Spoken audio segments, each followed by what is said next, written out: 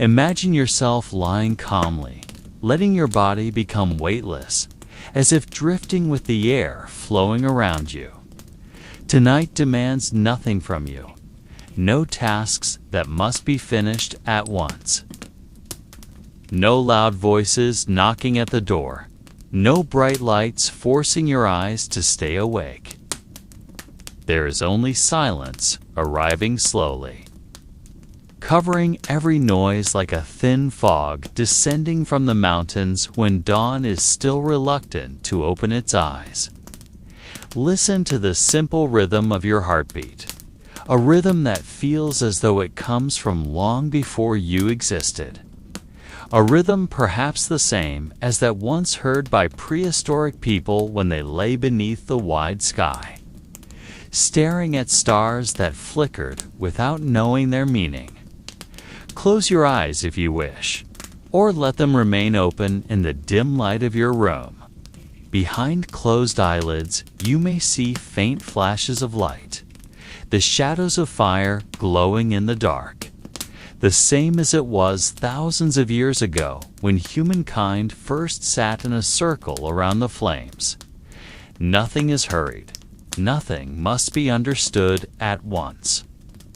Let these words flow slowly, like an ancient river tracing stones, touching moss, leaving ripples that vanish into the whirlpool of time.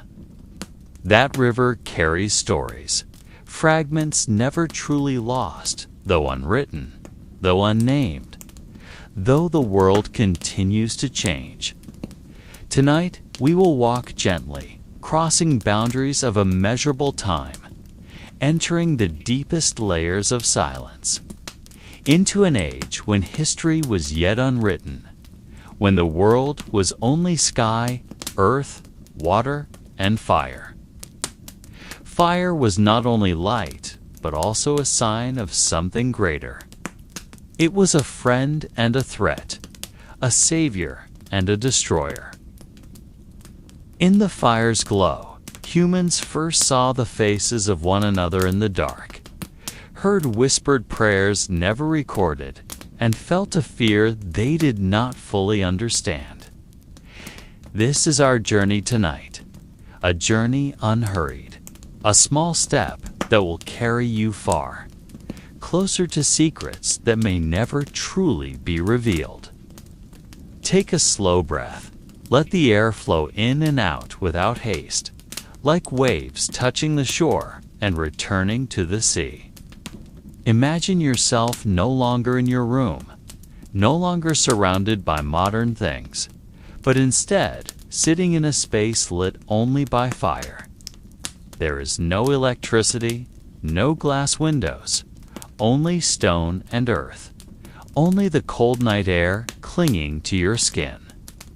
The fire before you is not an orderly man-made flame, but a wild blaze dancing, swaying with the breath of the wind, casting strange shadows on the rough stone walls. That fire is not just light, it is the center of the world. Every eye is fixed upon it. Every prayer depends on it. Every story is born from it. Prehistoric humans did not know the word history. They did not recognize letters, but they knew fire as their first teacher, as the sign that darkness could be split and fear could be tamed, if only for a while. Sit within that circle with them. Feel the crackling of wood. Hear the soft clatter of stones striking together. Imagine the forms of people clad in animal furs, their eyes reflecting the red firelight, their faces serious, yet filled with curiosity. They do not speak with words, we know, perhaps only with gestures, perhaps only with sighs of breath. Yet every movement holds deeper meaning than mere speech. Around you lingers the scent of smoke, clinging to hair and skin, the salty taste of sweat mingled with the chill of night, the faint but real tension, as if the world beyond the fire circle is a threat always waiting. the dark forest, the moonless sky, the unseen voices of beasts. All are part of a life never truly safe. Yet within this circle, near the fire, there is a little comfort, a little warmth, a little hope. They may not know the future. They may not know writing. They may not know cities. But they know that this flame is the only reason they are still here, still breathing, still able to look at one another. Fire becomes the center, and around it are born stories, whispers, prayers, perhaps even the beginnings of myths that will later grow into legends. Tonight, let this fire also be our center. Let it kindle quiet imagination, guiding us along the traces of humans long gone, yet leaving faint shadows in the memory of the world.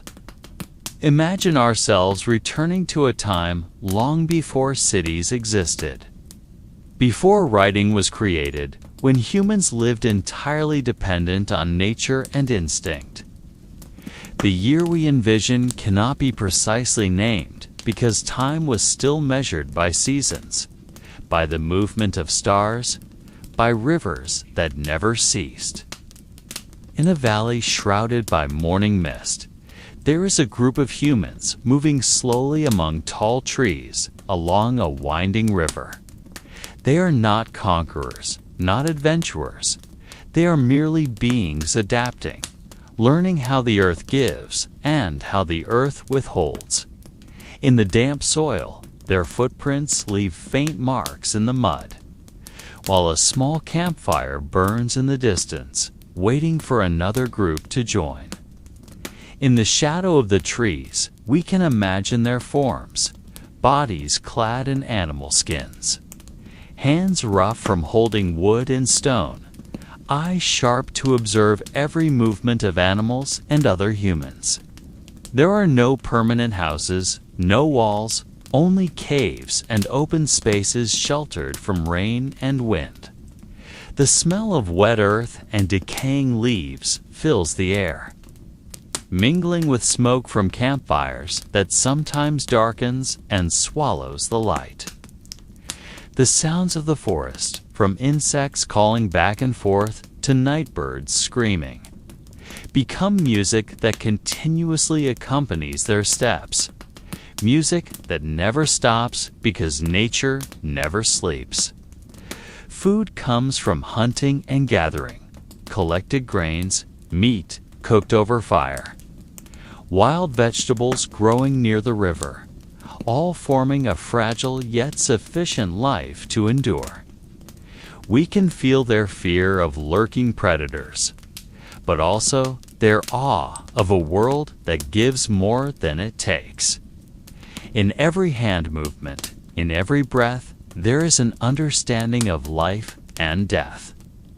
There are unspoken prayers. There are stories never written. And we watching their shadows from the present can imagine how that first night was lit with fire, how the first sounds of ritual song or unheard prayer emerged, and how that light became the center of their world, just as we feel it now.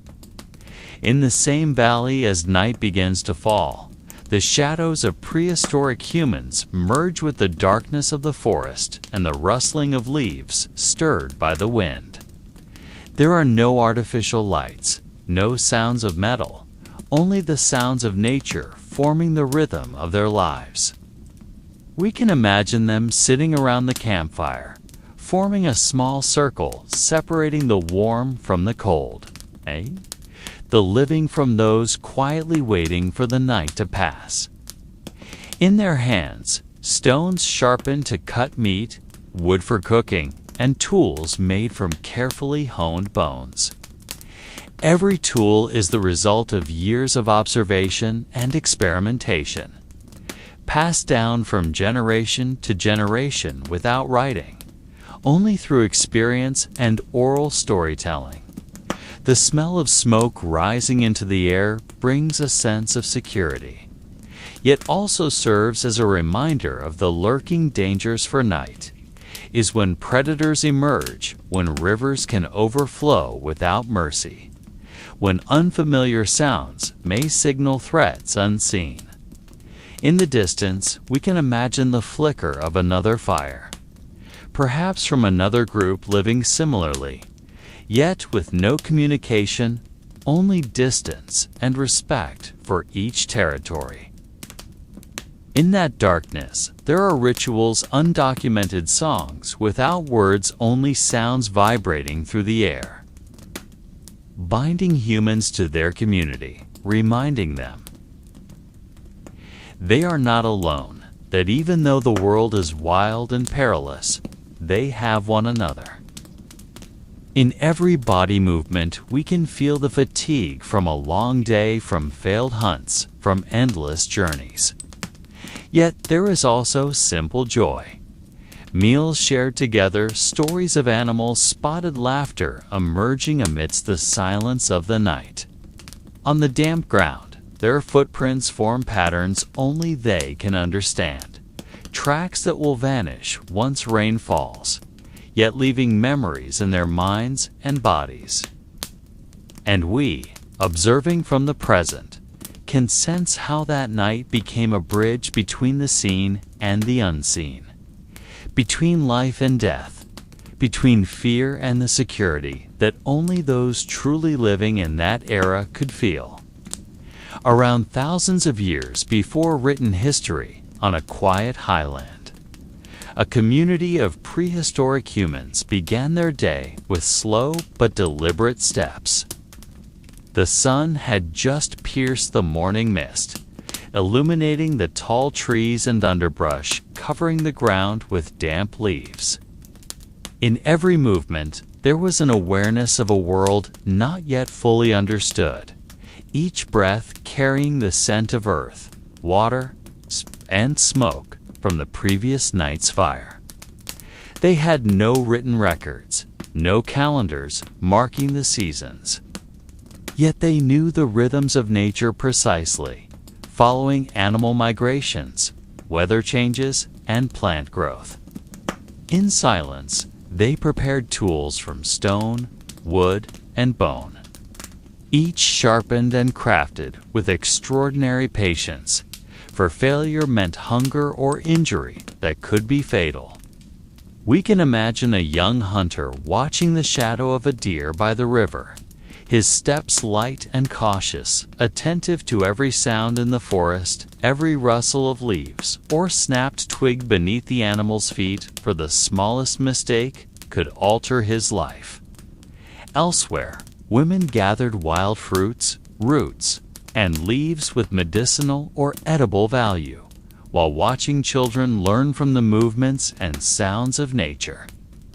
Every daily action was not just routine, but a survival lesson passed down from generation to generation.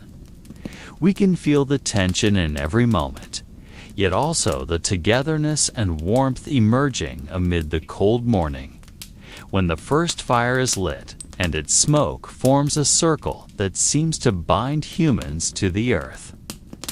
Words were only spoken when necessary, for their language was limited. But communication arose from gestures, body movements, and eye contact that understood danger and hope. Under the sky beginning to brighten, we can imagine the community organizing themselves, dividing roles, protecting the weak, and sharing the results of hunts and gathered plants. There is a persistent sense of mystery, as they lived in a world where night brought unpredictable threats, where unknown sounds could be friend or foe, and where each day was a delicate dance between life and death. We who observe from the present can sense how they lived amidst uncertainty, yet still found ways to laugh, grieve, love, and survive. In every breath and step, there are unwritten traces that leave echoes we can imagine thousands of years. Later, the resonance of prehistoric human life still heard.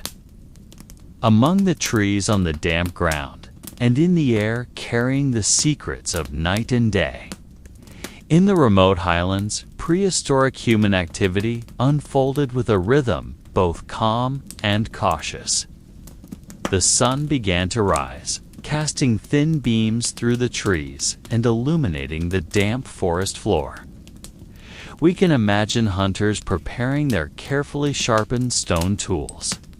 Long spears and small axes, used not only for hunting but also for chopping wood and preparing shelters. Every movement carried full awareness of the surroundings. The sudden flight of a bird, rustling leaves, or snapped twigs under an animal's feet were signals to respond quickly. Meanwhile, women gathered by the river or spring, selecting wild plants, ripe fruits, and roots that could serve as food or medicine. Children followed them, learning through observation, mimicking every movement, every way to test the soil or distinguish between poisonous and safe plants.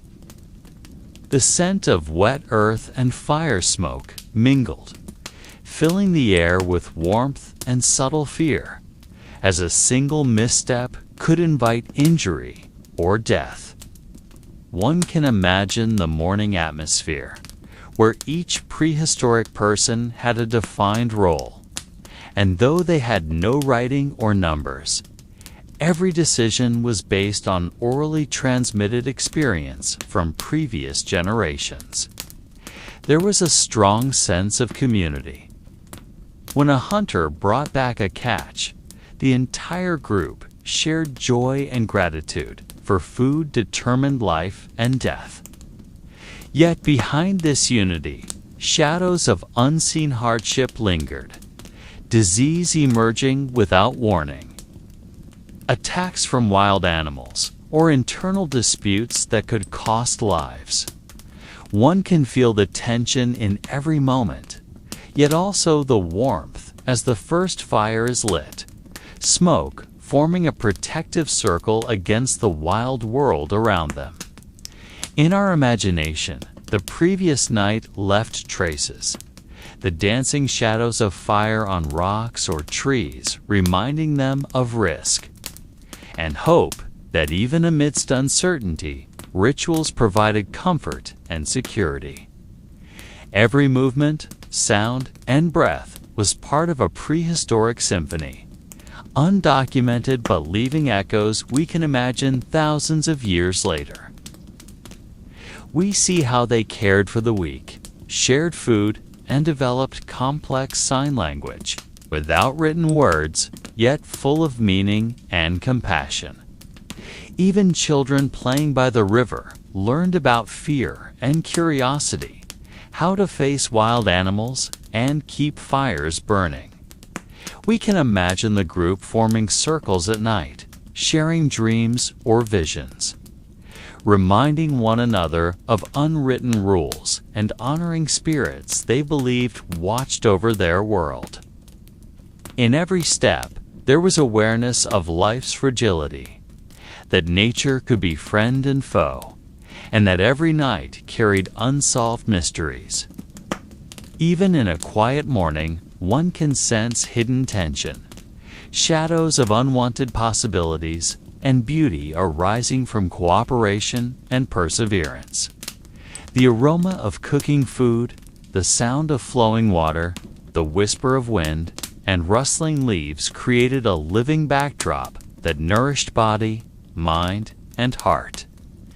We can feel how these early humans balanced fear with curiosity, survived without losing their humanity, and how each day was a practice in endurance, learning, and forging invisible yet strong bonds.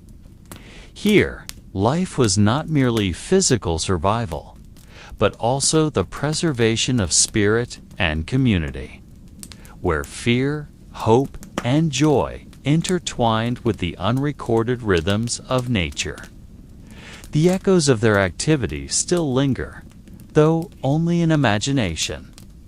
Unheard voices, unrecorded footsteps, and eyes observing the world with constant vigilance. They lived on the edge of mystery, or all we know today is a shadow of their true experience. Where the first fire sharpened stones and held breaths witnessed a harsh yet meaningful existence. As the morning approached, the shadows of trees stretched across the cracked and pebbly ground, creating patterns that seemed to dance at the feet of hunters and gatherers. We can imagine a group of prehistoric humans descending the slopes to reach the valley, carrying the previous night's catch and carefully sharpened tools. Each sharpened stone was not just a tool, but a symbol of inherited knowledge. The marks that honed the surface were the result of repeated experiences, sometimes failing, yet always bringing new lessons. On this journey, children accompanied them, learning to recognize animal tracks in the wet soil, observe birds suddenly taking flight, and knowing when to remain still so as not to attract predators. The air was filled with the scent of warm earth after rain and the smoke of last night's fire, a fragrance both comforting and a reminder of ever-present dangers. We can imagine women carrying baskets of wild plants, fruits, and medicinal roots, walking alongside small streams, occasionally guiding children in choosing safe plants. They appeared focused, yet relaxed, showing a balance between vigilance and trust in their surroundings. We can also imagine wild animals lurking in the distance, their eyes glinting from behind bushes, always alert to human movement. While prehistoric humans remained watchful without panic, every step was guided by years of experience, instincts passed down through generations, and respect for a nature both harsh and fair.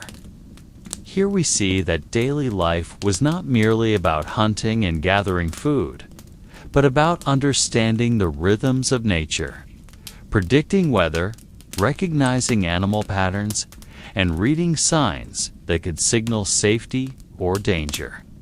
We can imagine the babble of streams, the whisper of the wind through the trees, and the rustle of leaves forming a subtle but constant symphony of life. In every interaction, we see social complexity formed without written language. Smiles, gestures, and glances served as sufficient communication to convey vital information about food, danger, and the presence of other beings. Children learned by observation and imitation. Each mistake, a lesson.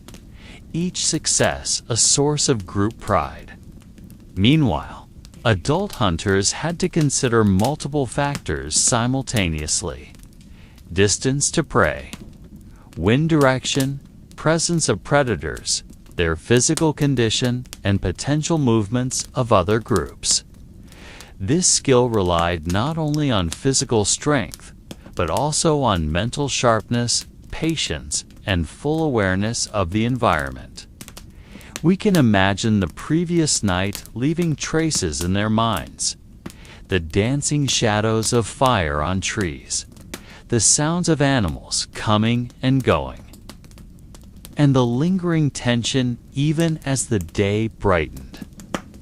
In every movement, there was a mixture of fear and curiosity, and prehistoric humans learned to balance the two to survive. The smell of food, damp earth, and smoke served as a reminder that their lives depended on understanding and caution. We can envision the group pausing during the journey, gazing at the vast blue sky while feeling the wind on their faces, a simple yet profound experience connecting humans with nature, with one another, and with the mysterious world around them. Creativity emerged from necessity. Sharpened tools, hunting strategies, methods for storing food, and ways to keep fire burning on cold nights all sprang from imagination honed by survival needs. Children, laughing or experimenting with sticks and stones, absorbed these principles, embedding knowledge that would one day belong entirely to them. They lived in a fragile balance, where danger and beauty coexisted, where the sounds of nature and the rhythms of life guided them more than any written law or leader-esque command. One can feel the tranquility enveloping them despite the subtle tension. Understanding that prehistoric life was a blend of vigilance, creativity, solidarity, and deep respect for a world they could never fully control. In every movement, lessons were absorbed. In every breath, an awareness of life's fragility. And in every smile or gaze, a sense of community forming the essence of a simple yet meaningful existence. All of this paints a complete picture of prehistoric life, a symphony we hear through our imagination, even thousands of years later, radiating warmth, tension, and eternal beauty. As the sun began to rise, its rays pierced through the gaps in the trees, creating dancing spots of light on the damp, grassy ground. We can imagine the prehistoric group pausing briefly to check the traps they had set the night before. Simple contraptions made from sticks, stones, and plant fibers designed to catch small animals for additional food. Each trap displayed remarkable ingenuity, a combination of careful observation of nature and ongoing experimentation.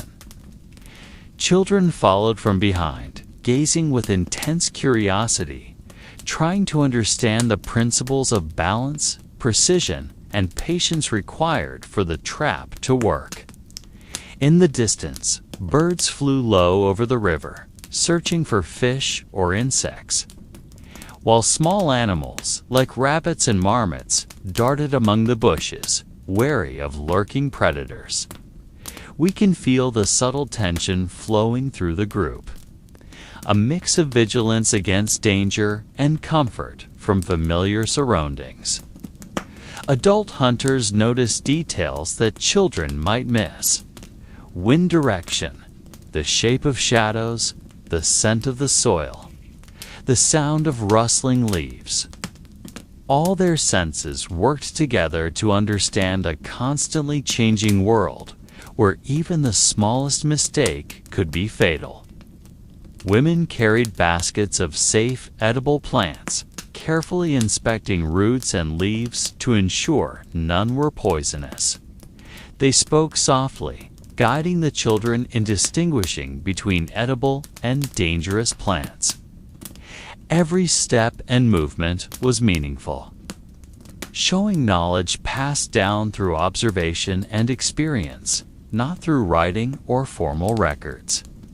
We can imagine the scent of wet soil mingled with the aroma of leaves and burning wood from still glowing fires, creating an atmosphere both calming and alert.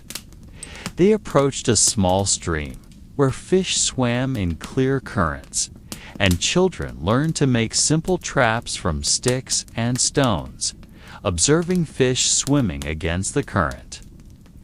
This was a lesson in patience, observation, and connection with nature, where prehistoric humans learned to live in harmony with their environment. The sounds of water, wind, and birds became part of a natural symphony that constantly taught and reminded them of life's fragile rhythms.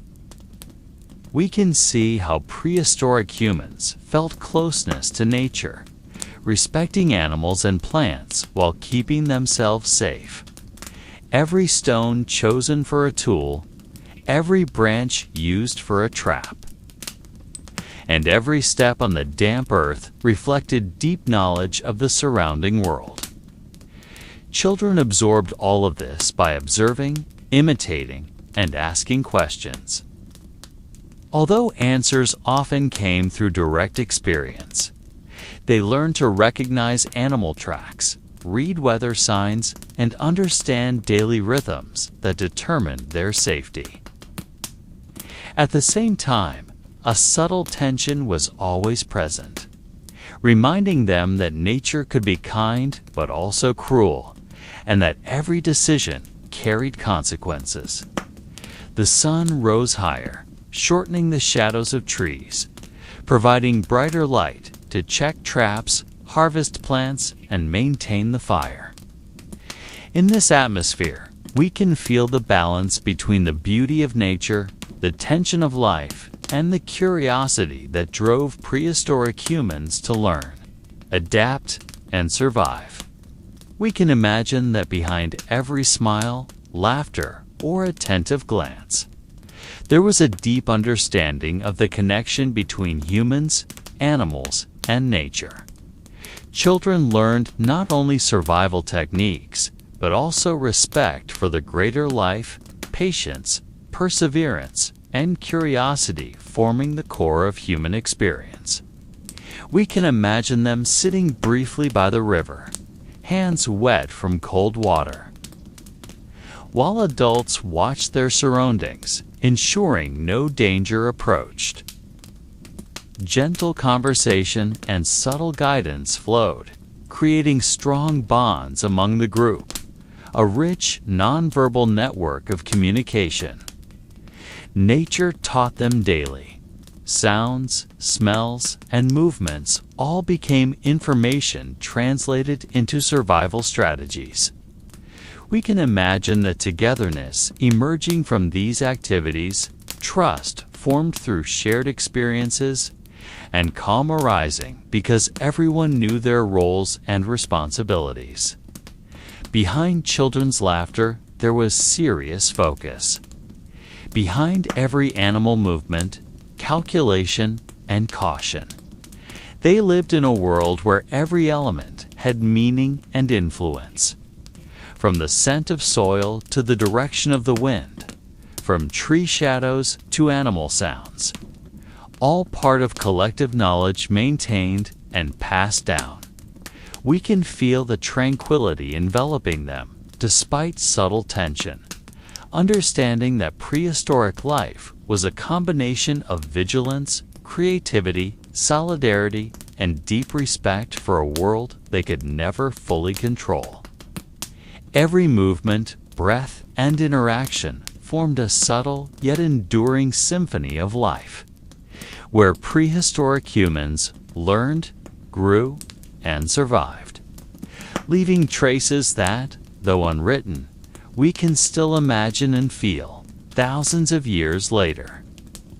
As morning progressed toward noon, the shadows of the trees grew shorter and sunlight spread evenly across the damp ground, creating subtle patterns that shifted gently with the breeze. We can imagine the prehistoric group moving from checking traps to gathering building materials and tools.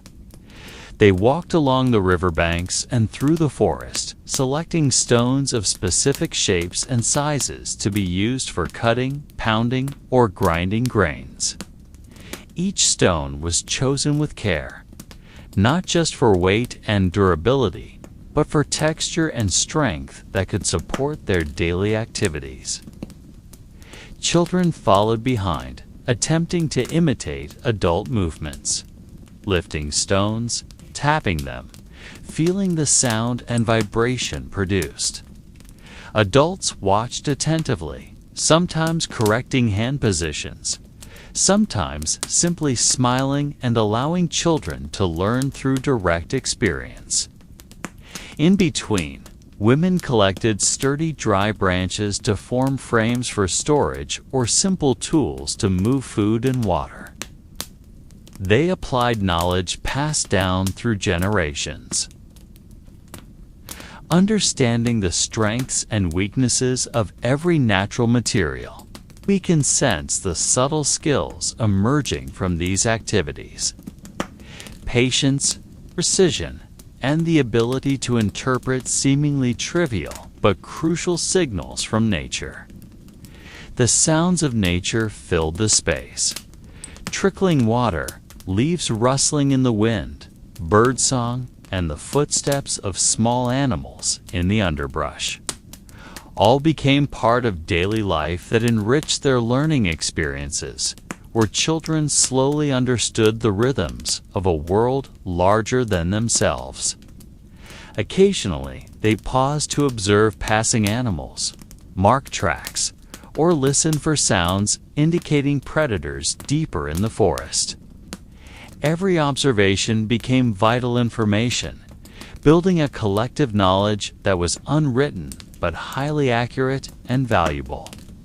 They learned to read their environment not as a passive object, but as an active part of survival strategy. At the same time, the group kept their fire burning, using embers from the night before to create smoke that repelled insects or served as signals for other group members who might be nearby. We can imagine the aroma of burning wood mingling with wet soil and wild plants, creating a familiar yet alert atmosphere. Children learned the importance of fire, how to maintain a flame, and how to recognize danger through smoke, fire color, and temperature. They also learned about simple tools made from stone, wood, and plant fibers. Spoons, containers, cutting implements, and hunting tools complex in their simplicity. All done with remarkable precision, showing that although their life seemed primitive, there was deep intelligence and understanding of the surrounding world. These activities were not only about physical survival, but also about building social skills, cooperation, task sharing, and group safety. Children learned responsibility and solidarity, realizing that their survival depended on group harmony.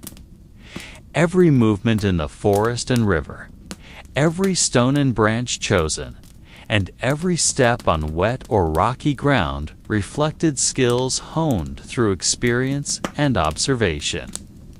Amid this busyness, we can imagine moments of silence, when all members paused to gaze at the horizon or listen to nature, absorbing small feelings of fear, awe, and respect growing within them.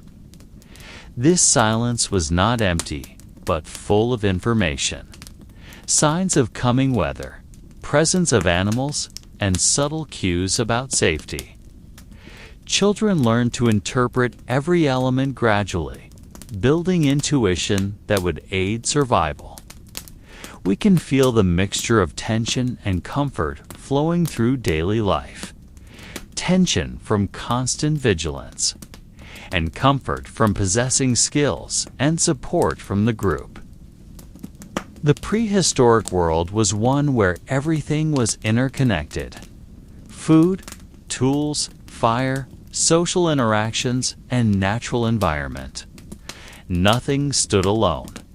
All formed a fragile yet complex network of life. Every stone chosen, every branch cut, every step on soil or rock carried meaning and function, carefully calculated. Children learned to appreciate and understand a world that seemed simple, but was filled with hidden challenges. We can imagine in their eyes a sense of wonder, a desire to understand, and profound respect for the life supporting them. With the sun rising higher, activities in the forest and river reached their peak. The prehistoric group moving in harmony, attentive, and continuously learning from a dynamic environment. Every second and movement became part of a larger lesson, teaching both children and adults resilience, understanding, and the invisible but very real connection between humans and nature. By late morning, as the group paused to rest, we can imagine a sense of satisfaction and calm enveloping them. Understanding cultivated through experience, togetherness, and a deep bond with a world they never fully controlled but always respected. As noon grew hotter, sunlight pierced through the gaps in the leaves, creating dancing points of light on the ground among the entangled roots and scattered rocks throughout the forest. We can imagine the prehistoric group moving to more open areas, searching for water sources or places to rest, while remaining alert to sounds that might indicate the presence of wild animals or external threats.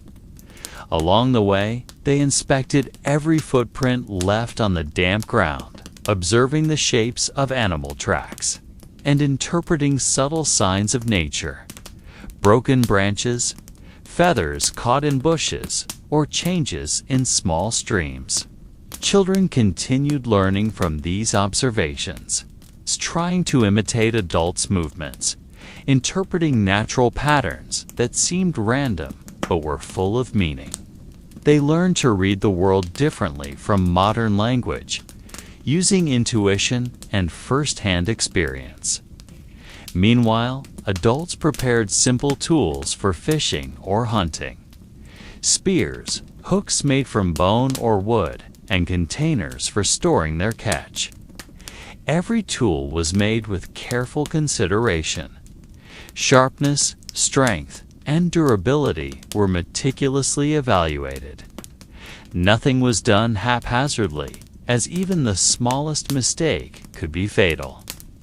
We can feel the subtle tension accompanying every movement, where focus and patience were constant companions in a world full of uncertainty. In between, they shared stories about the previous night, about animals they had seen, or traps that succeeded and failed. These stories were not mere entertainment, but a learning tool, where children and other members understood the consequences of actions, survival strategies, and the importance of caution.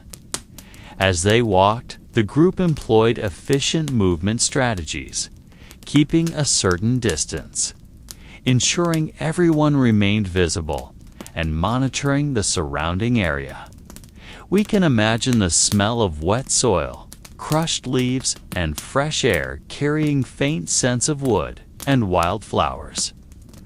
All their senses were used to interpret the environment: sight to detect movement, hearing to distinguish different sounds, smell to identify animals or signs of danger, and touch to feel the texture of the ground and tree trunks. This activity developed a heightened environmental awareness, an unwritten but essential survival skill.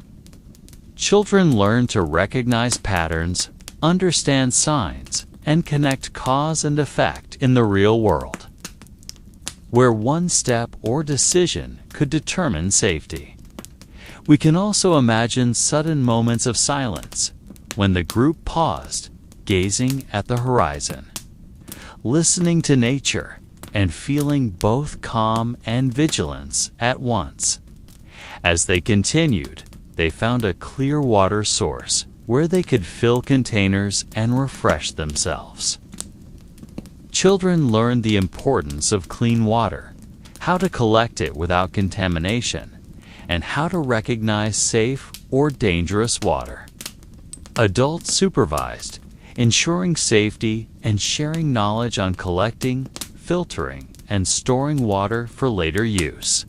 Additionally, they observed the weather, recognizing clouds signaling rain, wind direction changes, and temperature fluctuations. This knowledge was crucial for planning subsequent activities, including temporary sleeping locations, hunting spots, and preparation for the night. Children learned that nature has its own rhythm, where humans must adapt rather than dominate. They understood time through the sun's movement, tree shadows, and environmental changes. Every activity was performed with full awareness, knowing that precision, caution, and cooperation were key to survival. We can imagine that although daily tasks seemed simple, there was incredible complexity in every movement, interaction, and decision. Children learned not only through words, but through direct experience, observation, and imitation. By late afternoon, the group stopped in a sheltered area where they could light a small fire to cook simple food. They used gathered catch, grains, and safe wild plants. Children learned how to light fire from embers, maintain flames, and understand danger signals from smoke and fire itself. These activities built physical, social, and mental skills necessary for survival. Each member played a role, with responsibilities distributed according to age and ability. Children learned teamwork, solidarity, and the importance of every individual in maintaining group balance. We can feel the balance of tension and comfort. Tension from constant vigilance, and comfort from having skills, knowledge, and mutual support. As the sun leaned west, long shadows filled the forest, and the group prepared to find a temporary sleeping area. We can imagine the sense of relief and calm enveloping them. Understanding cultivated from daily experiences and an ever-deepening bond between humans and the surrounding nature. These activities, though seemingly ordinary, formed the foundation of collective knowledge, survival skills, and a profound understanding of a changing environment. Children observed, learned, and absorbed every detail, building intuition and intelligence they would carry throughout life. At the end of the day, before sleep, the group sat around the fire, recounting the day's experiences, sharing knowledge, and preparing for the coming night where the same vigilance and skills would be tested again. Their world was one where every step, every sound, every scent, and every movement held meaning and purpose, forming a fragile yet meaningful network of life. As dusk fell, the light began to fade, and the shadows of the trees grew longer and darker. We can imagine the prehistoric group preparing their sleeping area. They searched for spots protected from wild animals, strong winds, and rain, usually behind large rocks, small caves, or dense bushes. Children were taught the importance of identifying safe spots, arranging leaves and twigs for comfort, and maintaining the fire to ward off darkness and lurking animals.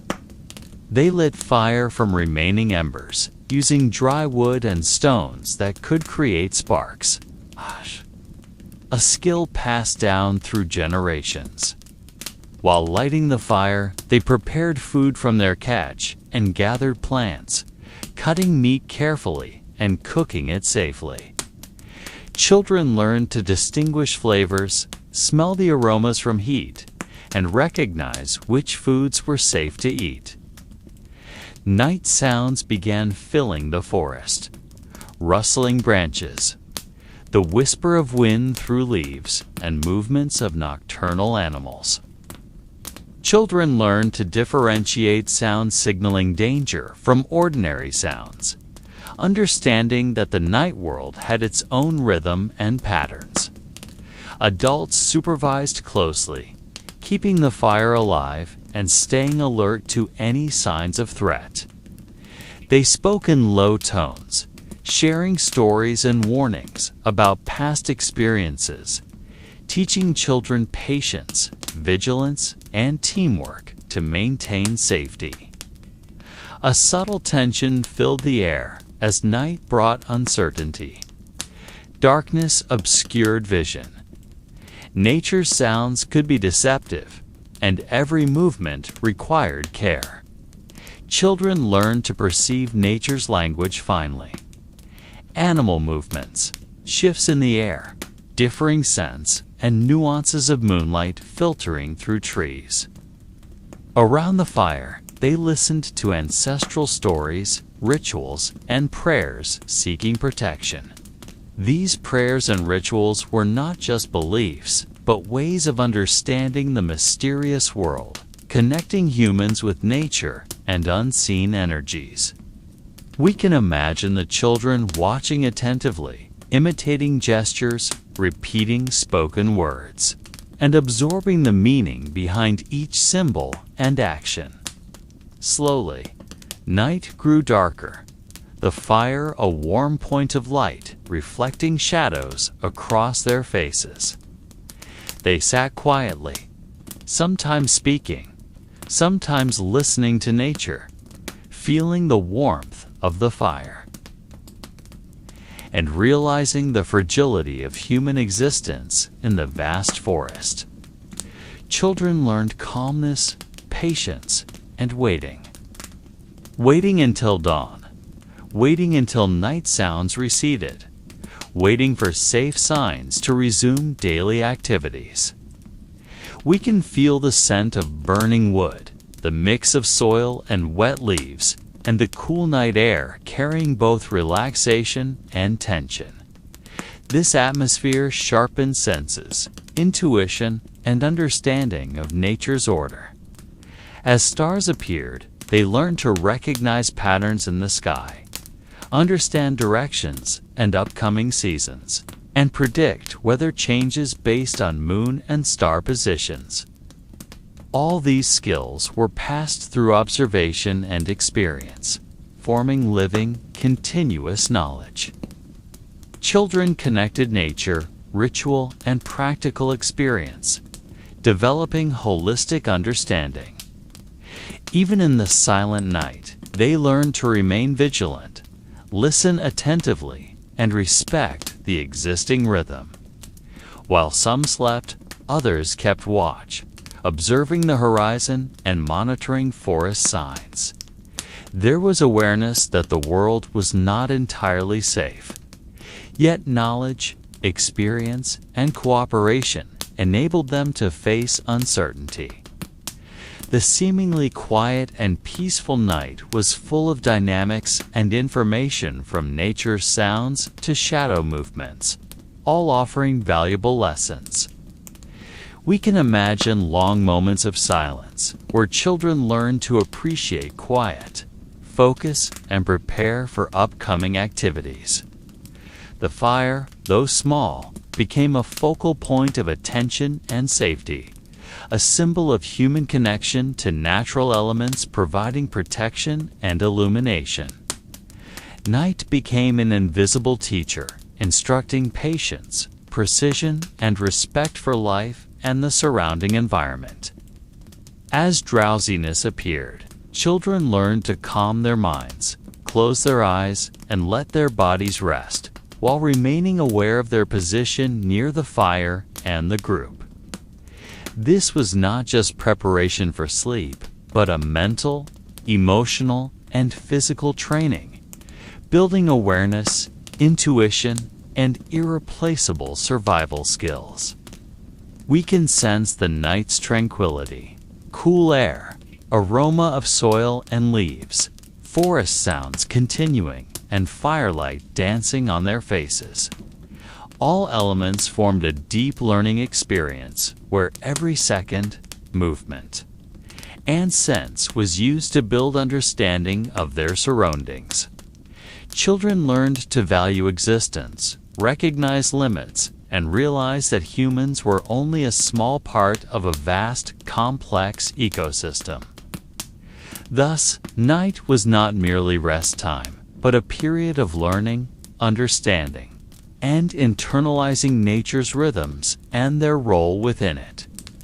When night reached its peak, long shadows enveloped them, gentle winds blew, and the fire emitted enough warmth to calm weary souls, prepare them for the next day, and develop skills and understanding they would carry for life.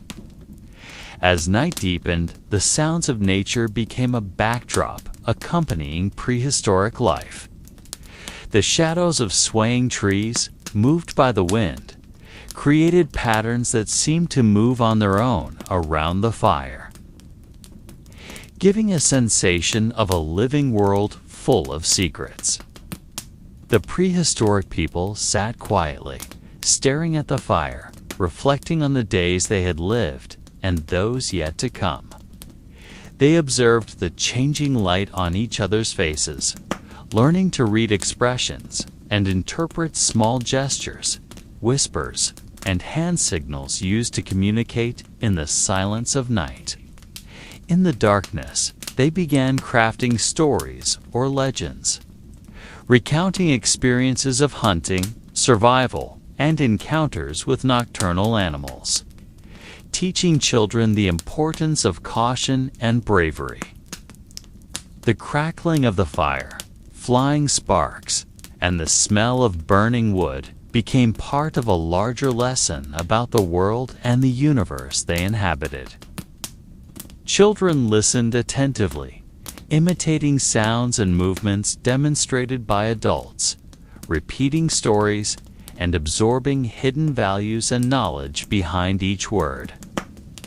They learned that every action, every decision, had real and immediate consequences for their own safety and that of the group. While some members slept, others stayed alert, patrolling the night shadows, observing signs of nature, animal sounds, or changing scents, understanding that night carried crucial information for life or death. Slowly, they observed nature's rhythm, shifting winds, animal movements, and starlight indicating time and direction. Through repeated experience, they learned to recognize these patterns, using them as guides for survival. Small rituals were often performed, songs to honor nature spirits, symbols drawn on the ground, or small offerings placed around the fire for protection. These rituals were not mere customs, but a way to understand their connection to the wider world, respecting unseen forces and asserting humanity's place in the cosmic order. Children learn to notice details, understand meanings behind gestures and symbols, and develop a spiritual awareness intertwined with practical daily actions. The fire continued to burn, though dwindling, providing warmth and a sense of safety amid darkness. The sounds of nocturnal animals became clearer, from crickets, owls, to insects moving through wet leaves. Each sound was studied, associated with specific meanings, and became part of orally and practically transmitted knowledge. Sitting by the fire, prehistoric people also checked remaining food supplies, ensuring nothing was wasted and everything safe for the next day. They learned about resource conservation, the importance of preparation, and how to face the uncertainty that constantly surrounded their lives. Children were taught patience and problem-solving skills through observation, experimentation, and adult guidance. Every movement, from lighting fires, preparing food, to monitoring the surroundings, was a skill exercise they would use for life. The night, though quiet and calm for adults, was a world full of learning for children. They internalized every experience, from fires, warmth, wood aroma, night sounds, to starlight, as part of an unwritten, natural, and spiritual education. Gradually, sleepiness appeared, and group members closed their eyes one by one, learning to rest with vigilance and security provided by the group and the still burning fire. The awareness that night carried both threats and lessons, shaped a deep understanding of existence, resilience, and connection with nature. They learned to respect nature, recognize limits, and develop instincts and intuition that allowed survival in a harsh and uncertain environment. As night grew late, the fire dwindled, shadows lengthened, and the entire group sank into profound silence. This silence was not empty, but full of meaning, experiences, and lessons passed down through generations. Children sleeping near adults felt secure while continuing to learn to read the world through their alert senses. The smell of burning wood, damp earth, nocturnal animal sounds, and gentle breezes became part of their earliest memories of life, courage, and understanding the larger world. In the final moments before dawn, they began internalizing unwritten values: courage, caution, respect for other life forms, and awareness that humans were only a small part of the eternal cycle of nature. All elements of the night, fire, shadows, sounds, scents, and sensations came together as an irreplaceable learning experience, forming the foundation of practical, spiritual, and emotional knowledge that would accompany them throughout life. As dawn crept into the eastern sky, the first light pierced through the gaps in the trees, illuminating the damp ground marked with nocturnal animal tracks.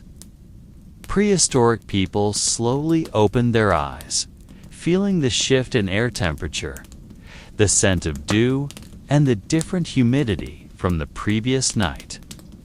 They observed the surroundings, from the shape of thin clouds to the gentle direction of the wind, understanding that nature provided clues about weather, water sources, and potential dangers. Food prepared the night before was tested, inspected, and carefully distributed among the group, ensuring everyone had energy to begin a new day. Children began learning to rekindle fire from the remaining embers, rubbing stones or dry wood while sensing the heat that needed careful handling to prevent accidents. This seemingly simple skill became a symbol of independence and responsibility instilled from an early age. Adults prepared hunting tools, checked weapons and traps, and assigned tasks to each group member according to their abilities and experience. They learned to work together with minimal words, reading expressions, hand gestures, and subtle sounds as effective communication in a harsh and risky environment. The morning atmosphere was filled with structured yet calm activity, accompanied by nature awakening, birds singing, insects chirping, and small animals foraging. Every movement was observed and repeated by the younger generation, who asked about the meaning of each action and learned from correctable mistakes under adult guidance. Meanwhile, some group members focused on the broader environment, observing dark cloud movements indicating potential rain, checking the sun's direction for orientation, and listening to animal sounds signaling nearby predators. Children learn to recognize these signs, developing instincts and intuition to help them face future emergencies. Between activities, small rituals were performed, expressions of gratitude for successful hunts, small offerings for nature spirits believed to protect them, or symbolic marks drawn on the ground to indicate territory and safety. These rituals provided a sense of order and security, while introducing early understanding of belief systems, guiding behavior and decisions. Morning activities were not only about physical survival, but also about mental and social development, learning patience, understanding group hierarchy, respecting the elders' experience, and developing empathy for younger or weaker members. Every step, movement, and decision became a complex skill exercise involving observation, analysis, and precise action. Journeys to hunt or gather food began with careful preparation, checking weapons, planning routes, and determining strategies based on prior experience and knowledge of animal behavior. They observed footprints, scents, and sounds as natural guides to find prey or avoid danger. Children accompanying the group were taught to remain calm, absorb the environment with full awareness, and understand that mistakes could mean loss of food or physical danger. Throughout the journey, they learned about nature's rhythm, seasons, and the life cycles of animals and plants, connecting daily experience to broader environmental knowledge. These skills were passed directly from adults to children without written records, through hands-on experience, observation, and consistent verbal guidance. When the group returned from morning activities, they brought back game fruits or useful plants while evaluating plans and strategies for the next day. Each success and failure became a learning opportunity, deepening understanding of nature, preparation, and adaptation. In this way, daily life was not merely routine, but a continuous life lesson, shaping generations capable of surviving and thriving in a world demanding caution, courage, and perseverance. This seemingly simple activity carried profound knowledge about human nature, interconnectedness, the importance of communication, and understanding the consequences of actions. Here, prehistoric humans found balance between physical needs and spiritual understanding, learning that life was not only about survival, but also about comprehending, respecting, and adapting to a constantly changing world. As the sun rose higher, the morning light penetrated the foliage with increasing intensity, creating slowly moving patterns of light and shadow on the moss-covered and leaf-littered ground. The prehistoric group continued their activities, some heading to the river to collect water, while others observed the surrounding area to find additional food sources or medicinal plants that could be used for daily needs. Each member had a specific role, assigned according to age, strength, and experience, ensuring that the flow of activities remained orderly and efficient. At the riverbank, they observed the movements of fish, trying to understand their life patterns, when and where the fish congregated, and how to catch them using simple tools they had prepared. Children, while learning, imitated adult movements, trying to grasp techniques of holding tools, casting nets, or fishing with sticks. This activity was not merely about obtaining food, but also a practice in patience, precision, and concentration. In the surrounding forest, some members searched for wild plants, roots, and fruits, serving animal tracks and other natural signs, such as bird nests or small mammal footprints. They examined leaf colors, bark textures, and plant scents as indicators of usefulness or potential danger. This knowledge was orally transmitted from one generation to the next, forming a teaching system based on direct experience and careful observation. Children learn to distinguish edible from poisonous plants, understanding that mistakes could be fatal, embedding caution into their survival culture. Meanwhile, some members guarded the territory, monitoring signs of predators or other human groups that could pose a threat. They learned to interpret animal sounds, scents, and environmental changes as indicators of safety. This activity fostered a constant sense of alertness without panic. Each individual understood their responsibility and worked in silent yet effective coordination.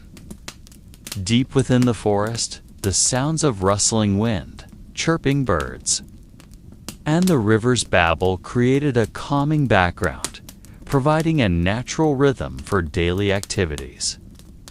These sounds were not just signs of life, but also teaching tools.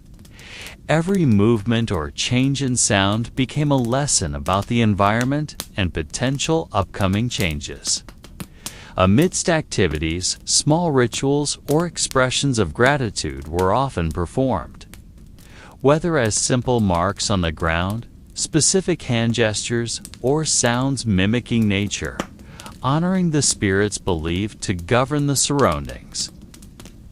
These rituals helped maintain psychological and spiritual balance, giving meaning to seemingly simple actions, instilling respect for the environment and the life they led. Children were taught not just to imitate movements, but also to understand their meaning, developing comprehension of the interconnectedness of humans, nature, and the unseen world. As noon approached, the group reconvened, bringing back the results of hunting, fish catches, and gathered plants, sharing stories and newly acquired experiences. Every step, decision, and observation became part of the living record in the group's collective memory, shaping a profound understanding of the human-nature relationship. The knowledge gained today would form the basis for tomorrow's decisions, helping them navigate changing seasons, anticipate dangers, and utilize resources wisely.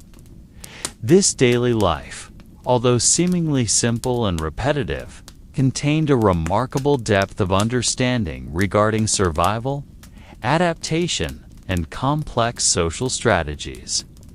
Children learned the values of cooperation, perseverance, respect for elders' experience, and the ability to adjust to unpredictable changes. These activities involved not only the body, but also mental and emotional development, creating resilient, perceptive individuals ready to face the uncertainties of the prehistoric world. The entire process, from sunrise to preparations for midday, demonstrated that prehistoric life was not merely about survival, but about building a deep understanding of nature, culture, and the community that sustained them. Amid daily activities, this prehistoric group also engaged in crafting simple tools that were inseparable from their way of life. Stones carefully sharpened, animal bones carved, and wood shaped into sticks or small weapons required high levels of precision and persistence. This process was not only physical, but also mental, as each tool had to be tailored to a specific purpose, whether for hunting, cutting, or defending against wild animals. Children were introduced to this process from an early age, taught to observe shape, sharpness, and balance, and to understand how minor changes in form or surface could affect a tool's functionality. Meanwhile, adults shared experiences on the best places to source raw materials, the most effective techniques for sharpening stones, and how to maintain tools to keep them sharp and durable. At certain times, the group also engaged in more symbolic activities, such as carving marks or symbols onto tools or stone surfaces, as a form of communication or to denote group identity, though seemingly simple. These actions reflected self-awareness and their relationship with the surrounding environment, forming a symbolic system that became the foundation of culture and tradition. At the gathering site, the laughter and voices of children mingled with the sound of stones being struck and wood being carved, creating a unique rhythm of life. This rhythm was not just noise, but a way to regulate the pace of work, ensuring everyone understood their role and the time required for each step in toolmaking. Mistakes were considered part of the learning process. Cracked stones or broken wood became important lessons for trying again more wisely. This knowledge was passed orally and through direct demonstration, forming a deep and intuitive learning pattern. Beyond tools, they observed natural phenomena to develop more advanced survival techniques. For example, they noted weather patterns, wind direction, and the sun's position to plan travels, hunting, or temporary camps. These observations taught cause and effect relationships, the order of nature, and the importance of adapting to environmental changes. Additionally, the group observed animal behavior, studying tracks, nests, and feeding habits to predict movement and utilize natural resources efficiently. Amidst all these activities, there were moments of reflection where members sat beneath trees or near the fire, contemplating the day's experiences and absorbing lessons from nature. These quiet moments allowed them to internalize knowledge, connect physical experience with mental understanding, and strengthen emotional bonds within the group. They also developed simple ways to mark time, observing tree shadows, cloud movement, or changes in light, maintaining daily routines without complex measuring tools. Their relationship with nature was symbiotic. Every human action, whether hunting, gathering, or making tools, considered its impact on the surrounding environment. This fostered collective awareness of sustainability and the importance of maintaining ecosystem balance, even under pressure, such as food shortages or extreme weather. The group found ways to cooperate, share resources, and minimize risks. Children learned the importance of solidarity, empathy, and responsibility toward others, embedding social values from an early age. As the sun descended, physical activity decreased, and the group began preparing shelter for the night.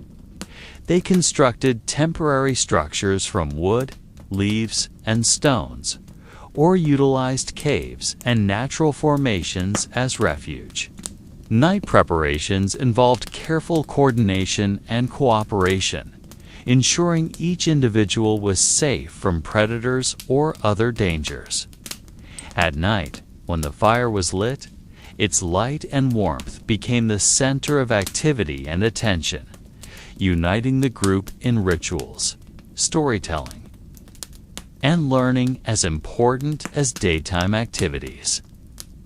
Fire not only provided security, but also served as a medium for symbolic communication, spiritual reflection, and strengthening social bonds. This entire process formed a complex, meaningful cycle of life, teaching prehistoric humans to observe the world with awareness, precision, and profound respect for the environment and life itself. As night grew darker and the glow of the fire dimmed, this prehistoric group used the darkness as an integral part of their life experience. The sounds of the night from branches snapping in the forest, distant movements of animals, to the wind rustling through the trees became part of their awareness of the surrounding environment. In darkness, other senses sharpened. Hearing, smell, and touch were activated to read signs of life and danger. Adults taught children to recognize the sound of animal footsteps, the scent of wet soil, or changes in the air signaling rain or storms. Every small signal became part of a complex communication system, even without words. In this quiet atmosphere, oral stories emerged, sometimes myths, sometimes real experiences told in a calm tone, but always full of implied meaning. These stories were not only entertaining, but also educational, teaching social values, ethics, and life lessons. The storyteller used hand gestures, facial expressions, and vocal intonation to emphasize important parts, helping children understand deeper meanings. Stories repeated nightly also built a collective memory, creating traditions passed down through generations. Often, members would quietly observe the stars, studying the patterns and constellations that appeared. These observations were not merely astronomical, but also spiritual, providing a sense of direction, time, and connection to the wider world. The group understood that their lives were part of a larger natural cycle, and that every action, big or small, had consequences for the environment and the community. In the silence of the night, intimacy among members became palpable. The sound of breathing, touch, and presence created an irreplaceable sense of security. They cared for one another physically and emotionally, ensuring each individual felt accepted and protected. On some nights, small rituals were performed around the fire, perhaps simple dances, songs, or prayers that went undocumented. These acts strengthened social and spiritual bonds, giving meaning to their simple yet challenging lives. Children imitated adult movements, learning through observation and active participation. These actions were not mere entertainment, but profound lessons about harmony between humans, nature, and unseen forces. Night activities also involved maintaining tools and preparing for the next day. Stones were sharpened, wood cut, and equipment carefully stored. Every action was important because unpreparedness could be fatal in the morning, whether during hunting or facing wild animals. Additionally, they observed light and shadow patterns to predict wind direction or star positions, combining physical experience with deep intuitive knowledge. The dark environment also became a space for reflection and introspection. Members contemplated the day's experiences, mistakes made, and successes achieved. Feelings of fear, relief, curiosity, and hope mingled in their consciousness, forming a complex understanding of the world around them. Darkness was not merely the absence of light, but a space where imagination, creativity, and spiritual awareness thrived. In this atmosphere, they learned to face uncertainty calmly, hone adaptability, and build a deeper connection with their surroundings. Even in silence, they found the sounds of life: the rustling wind, dew droplets, animal calls, and each other's breathing, forming a nocturnal symphony that was soothing yet full of mystery. The entire night experience instilled awareness of the importance of community, sensitivity to nature, and the interconnectedness between humans and the wider world. A lesson passed down through generations without written records, only through experience and collective memory. Amid the dense darkness, some members of the group lit small torches from the remaining fire, creating a circle of light that was warm yet fragile. The fire was not merely illumination, but the center of social activity, where stories, laughter, and whispers of fear converged within a limited space. Around this circle of light, adults prepared simple meals such as roots, wild fruits, and meat preserved through smoke or drying. The aromas from these foods were different from what we know today. Sharper, purer, yet still comforting for those accustomed to natural flavors. Children sat close, watching with eyes full of curiosity, learning from the hand movements of adults as they cut, sliced, and prepared the food. Every action was performed with utmost concentration, because small mistakes could result in injury or the loss of valuable food. Amid the meal preparations, some adults shared hunting experiences, encounters with animals in the forest, and tales of spirits believed to inhabit certain places. These stories were not only entertaining, but also served as lessons for the young about courage, vigilance, and humanity's relationship with nature. Some whispered prayers for safety, while others marked rituals with simple but meaningful gestures. Meanwhile, the sound of wind passing through the trees and the rustle of leaves added a mysterious tone to the night, as if nature itself participated in the stories being told.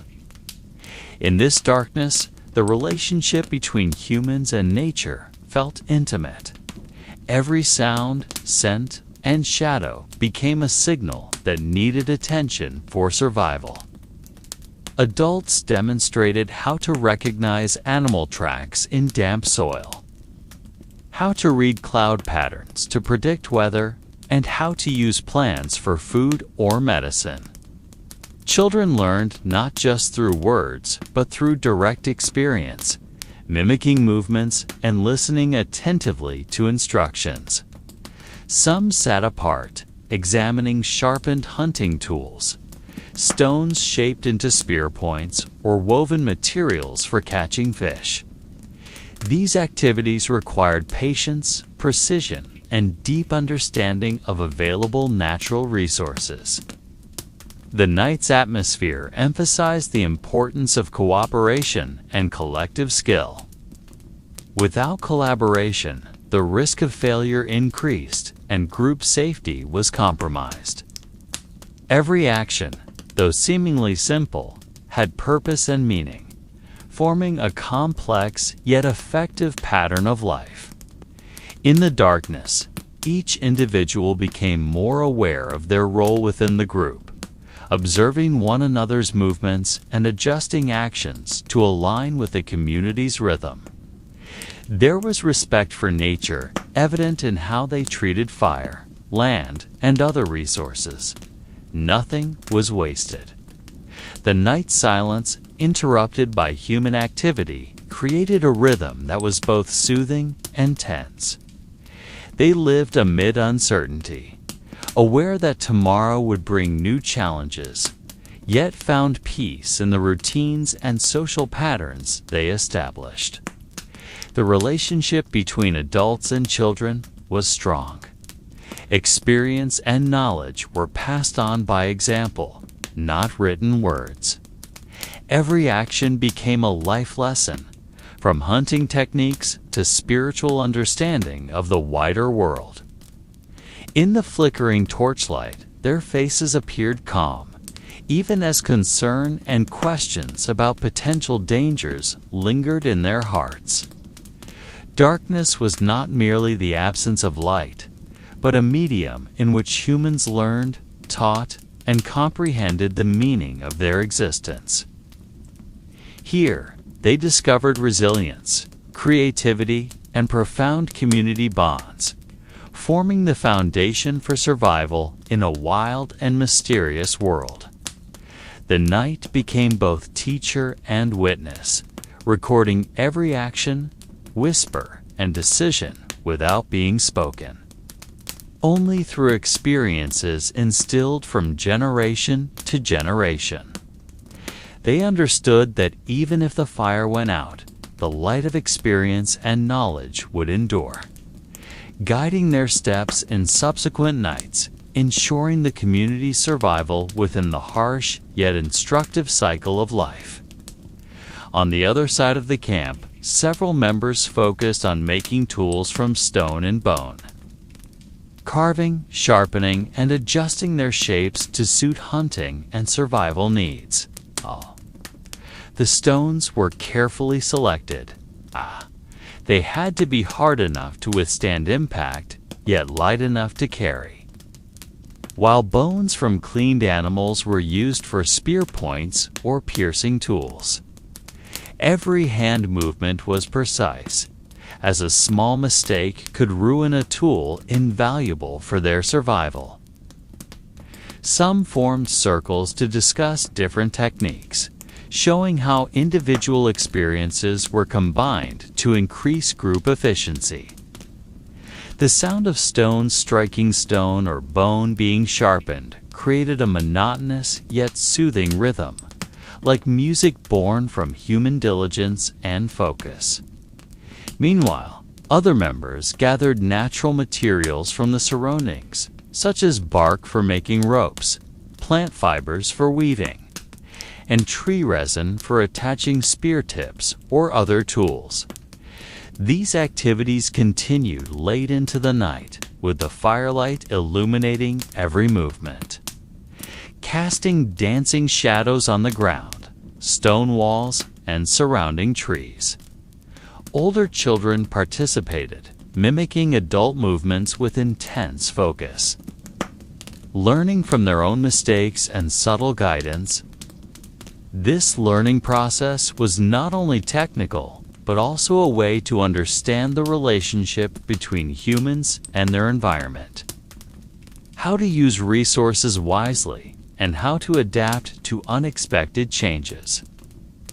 Amid these activities, whispers about protective spirits believed to inhabit stones and trees could be heard, monitoring human actions and offering warnings or blessings. These myths and beliefs became part of lived experience, teaching respect, caution, and awareness of human limits. They understood that success or failure in daily activities could have serious consequences, so every action was carefully considered. The firelight, though small, provided a sense of safety and allowed activities to continue, while also highlighting every shadow and tension that might arise. The surrounding darkness became a backdrop for stories, teaching, and reflection, forming a collective awareness of human limitations and potential. Adults demonstrated how to predict animal behavior based on natural signs, how to choose safe sleeping locations, and how to make quick decisions when facing dangerous situations. Children absorb this knowledge through observation and experience, forming the foundation for their future survival skills. Every night sound, from rustling leaves to distant animal calls, became part of the learning, teaching caution and attention to detail. Interactions between the older and younger generations emphasize the importance of knowledge transfer, not only for physical survival, but also for cultural and spiritual understanding. Every tool crafted, every technique taught, and every story told added layers of complexity to community life, creating patterns that combined practical needs with symbolic understanding. That night became a time when humans were not only surviving physically, but also building a collective identity, valuing relationships between individuals, the group, and the surrounding nature. The occasional silence broken by tool sounds, whispers, or small laughter created a natural rhythm, soothing yet reminding of the unseen tensions outside. These experiences formed memories that would be retold in future nights, strengthening social bonds and survival skills. In every strike of stone, every woven fiber, and every prayer spoken, there was human effort to understand, adapt, and live in harmony with a world full of mystery and challenge. The night emphasized that every achievement, no matter how small, held deep value, building confidence, skill, and respect for life that continued even without guaranteed safety. In the quiet, punctuated by hard work, humans learned that community sustainability relied on collaboration, knowledge, and understanding of the wider world beyond the firelight, where darkness held secrets and opportunities that were equally challenging and captivating. In another corner of the camp, several members focused on gathering and storing food, an activity as crucial as tool-making. They walked slowly through the forest and along the riverbank, selecting fruits, roots, and seeds safe to eat, observing natural signs to avoid hidden poisons and dangers. Collected roots and plants were cleaned, cut, and dried near the fire to last longer, while grains were stored in simple containers made from bark or woven leaves. This task required not only technical skill, but also deep knowledge of the ecosystem, seasons, and animal behavior that might disrupt their harvest. The elders taught how to identify patterns in nature, such as yellowing leaves or cracked stems, as indicators of weather changes or the presence of potentially dangerous animals. Children learned alongside, carrying small fruits and roots to drying areas, imitating adult movements and learning to appreciate every find. This process became a lesson in patience, precision, and the interconnection between humans and their environment that could not be ignored. Meanwhile, other individuals used the night to build additional protections around their temporary dwellings. Using wood, stones, and leaves, they created small walls, stacked stones to block the wind, and covered sleeping areas with thick foliage to warm their bodies against the night cold. All these tasks were performed in relative silence. Only the sounds of nature and human exertion heard, creating a rhythm that felt like collective meditation. Every camp member understood that their success depended on attention to detail, cooperation, and the ability to adapt to environmental changes. In the distance, firelight from other groups provided a sense of security, but also reminded them of potential threats from animals or approaching groups. In the darkness of the night, every sound, from a snapped twig to a whispering wind, was carefully observed, teaching vigilance and survival instinct.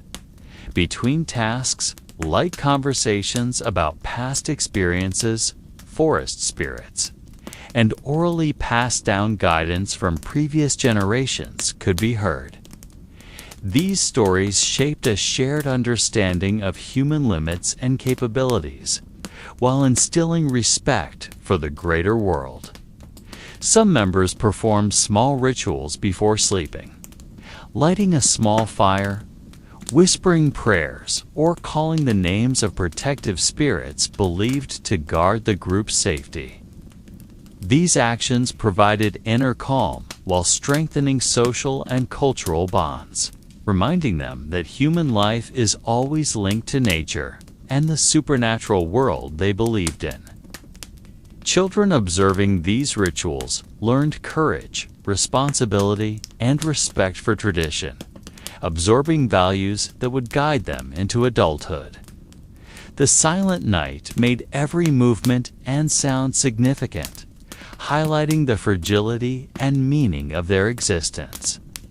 The gathering and protection activities became a metaphor for human understanding of life, perseverance, and survival strategy. With each dried root, stored seed, and constructed shelter, the community laid foundations for safer and more organized survival.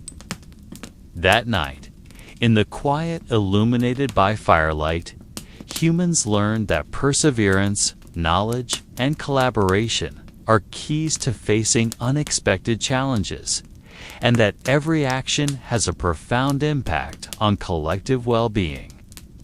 Within the rhythm of work stories and rituals emerged an understanding that humans and nature are intricately woven into the cycle of life, where darkness is not only a threat, but also part of the learning and survival process that shapes community identity.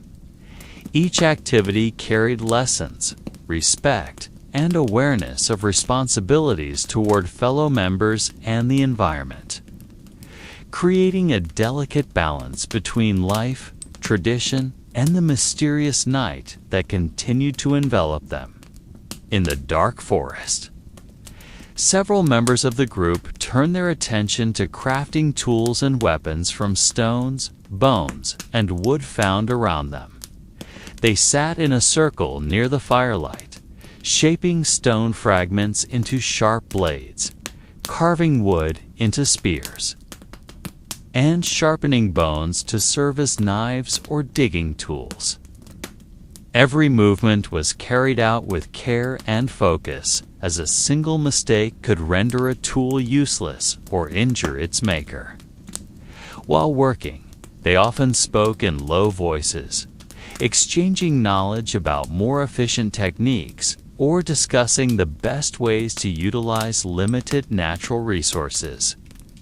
Children watched closely from a distance, attempting to imitate the adults' movements with smaller pieces of wood or stone, learning that perseverance and precision are key to creating something useful.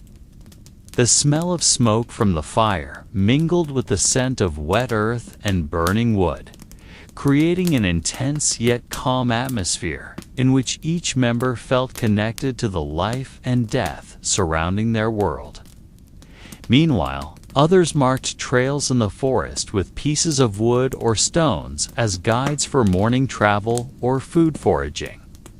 These markers served not only as physical guides, but also as a form of silent communication among group members, ensuring no one got lost and everyone remained safe. At the same time, they continued to observe the night sky, stars, and moon as references for time and direction, using natural light for navigation and planning future activities. This work required patience and strategic thinking, for nature was not always friendly, and resources could be depleted if not used wisely. Through the crafting of tools and markers, a sense of pride and responsibility emerged, as each object became crucial for the safety and survival of the group. The sounds of striking stones, carving wood, and whispered instructions created a harmony, like nocturnal music that soothed while reminding of hard work and cooperation. That night, the forest silence was filled with organized activity, where humans learned to respect nature's power, understand their limits, and appreciate the importance of every small action.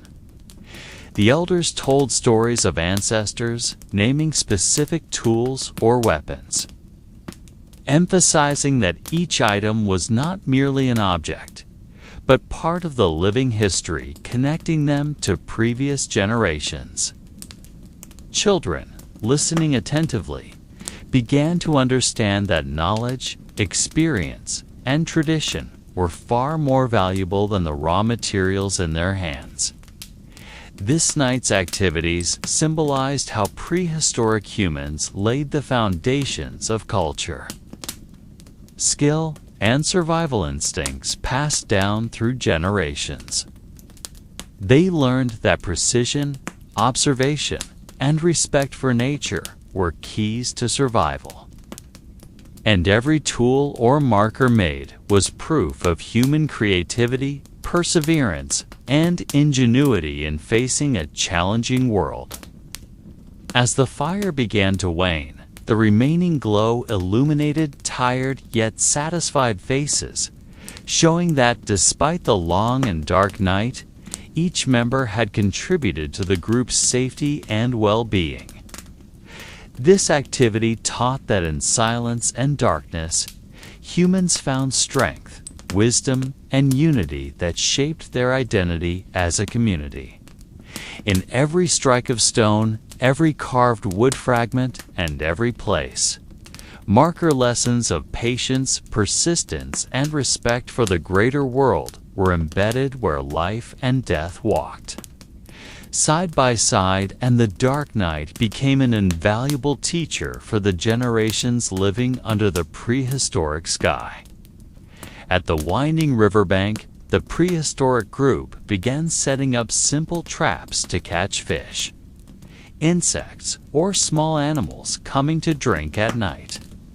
They used wooden sticks, woven rattan, and stones as tools, carefully placing each element so that prey would not notice their presence.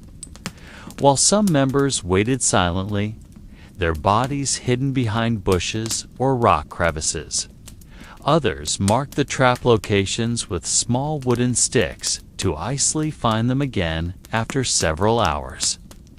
The night was filled with the gentle sound of flowing water, the sigh of the wind, and subtle ripples as animals approached. Children, though afraid, learned to observe every movement, hold their breath, and understand how patience was key to success. No words were spoken loudly, as even the slightest sound could ruin the chance of capturing food. The scent of wet earth, moss, and the river blended as a reminder that they lived in a wild environment requiring full attention to every detail. As the night deepened, their eyes adjusted to the shadows, distinguishing rocks, tree roots, or the silhouettes of approaching animals. In the silence, a strong nonverbal communication emerged. Hand movements, eye contact, and subtle gestures became a language understood by all members. They learned to interpret signs of nature, such as the snap of a twig, water ripples, or changes in smell, indicating the presence of prey. This experience provided not only food, but also lessons in observation, perseverance, and cooperation, shaping their survival skills. Every trap that successfully caught fish or small animals was met with satisfaction and quiet gratitude, as this success meant life could continue, at least for that night. Conversely, failed traps became moments of reflection to improve technique, observe mistakes, and prepare new strategies. It was not just about food. This activity taught that nature had its own rhythm, and humans had to align with it. In the night's silence, learning to be a good listener and careful observer was an art passed down from one generation to the next, forming a symbiotic relationship between humans and their environment. While some members kept their positions on one side of the river, others began preparing small fires to cook the catch or warm themselves after hours of waiting. The soft flicker of the fire became a focal point, providing safety and warmth amidst the night's cold and dampness seeping into their skin. The smell of freshly grilled fish mingled with the aroma of burning wood, creating a sensory experience that connected humans with nature and one another. This activity became a nightly ritual teaching discipline, patience, and appreciation for every resource nature provided. In every movement, whisper, and glance, there was an implicit understanding that prehistoric life was about balance, caution, and deep interconnectedness with the surrounding environment. That night, the winding river seemed to silently witness the strategies, hard work, and perseverance that enabled humans to survive and continue learning, reminding that in the prehistoric world, every success resulted from precision and collaboration. As dawn slowly approached, the first light shimmered on the water surface, marking the end of a night full of lessons and experiences where humans once again understood the importance of every action, every observation, and every second of patience they had invested in their lives and the community they safeguarded. At the mist-covered valley edge, prehistoric humans prepared their campsite, arranging stones to create a fire circle that would serve as the center of nighttime activities. Each stone was chosen carefully, not too large to be difficult to move, and not too small to fail at retaining the fire's heat. Around the circle, they placed woven mats made from leaves and dry grass, serving as seating or sleeping areas while maintaining a safe distance from the flames. The faint scent of smoke rising into the night air brought warmth and a sense of safety. It also served as a warning of wild animals nearby. Some members busied themselves crafting tools from stone and wood, sharpening spear tips or shaping simple knives to cut meat and harvest wild plants. Children watched every adult movement, learning techniques and tactics not only useful for that day, but also for life in the future. These skills were passed down through observation and imitation without long words, as the language used in these situations was simple, direct, and often in gestures. The night was filled with the rustle of leaves, the footsteps of small animals, and heartbeat sounds that seemed louder due to the deep silence. In the distance, the gentle flow of water became a rhythm both calming and alerting, signaling that even in relative safety, nature held unpredictable surprises. Every movement, every sound, and every flickering firelight in the mist became part of a language understood only by those living in harmony with their environment. Attention to natural signs was vital, for a single mistake could lead to loss of food, injury, or even death. They learned to read the night sky, star positions, and wind directions to navigate or locate additional water sources. These activities were not only for physical survival, but also built a sense of community, mutual trust, and coordination that was key to the group's continued existence. Each night followed the same rhythm, yet was always different, as nature presented new challenges and ever-changing situations. Occasional chatter appeared as soft whispers, quiet laughter, or subtle signals, creating strong emotional bonds among them. Within the fire circle, oral stories began to emerge, often based on observations and real experiences, transformed into symbolic tales to teach values, courage, and vigilance. The scent of wet earth, wood smoke, and simply roasted food mingled, forming a sensory experience that created collective memories. Slowly, the night moved toward its darkest point. While the group remained vigilant, learning and training, adapting to the unpredictable rhythm of prehistoric life. The flickering firelight in the mist silently witnessed a simple yet lesson-filled existence, where each member recognized the importance of skill, attention, and sensitivity to the surrounding world. As the wind blew cold through their simple clothing, the warmth of community and fire reminded them that humans were never truly alone, even in long, mysterious nights. This nighttime activity taught that every second of vigilance, every careful action, and every interaction with nature was part of a learning process shaping physical and mental resilience. With that awareness, prehistoric humans were able to survive, grow, and continue traditions that would be passed down to future generations, forming an unwritten history rich with profound meaning. In the lowlands, filled with shrubs and low trees, prehistoric humans began the morning rituals that were an inseparable part of their life.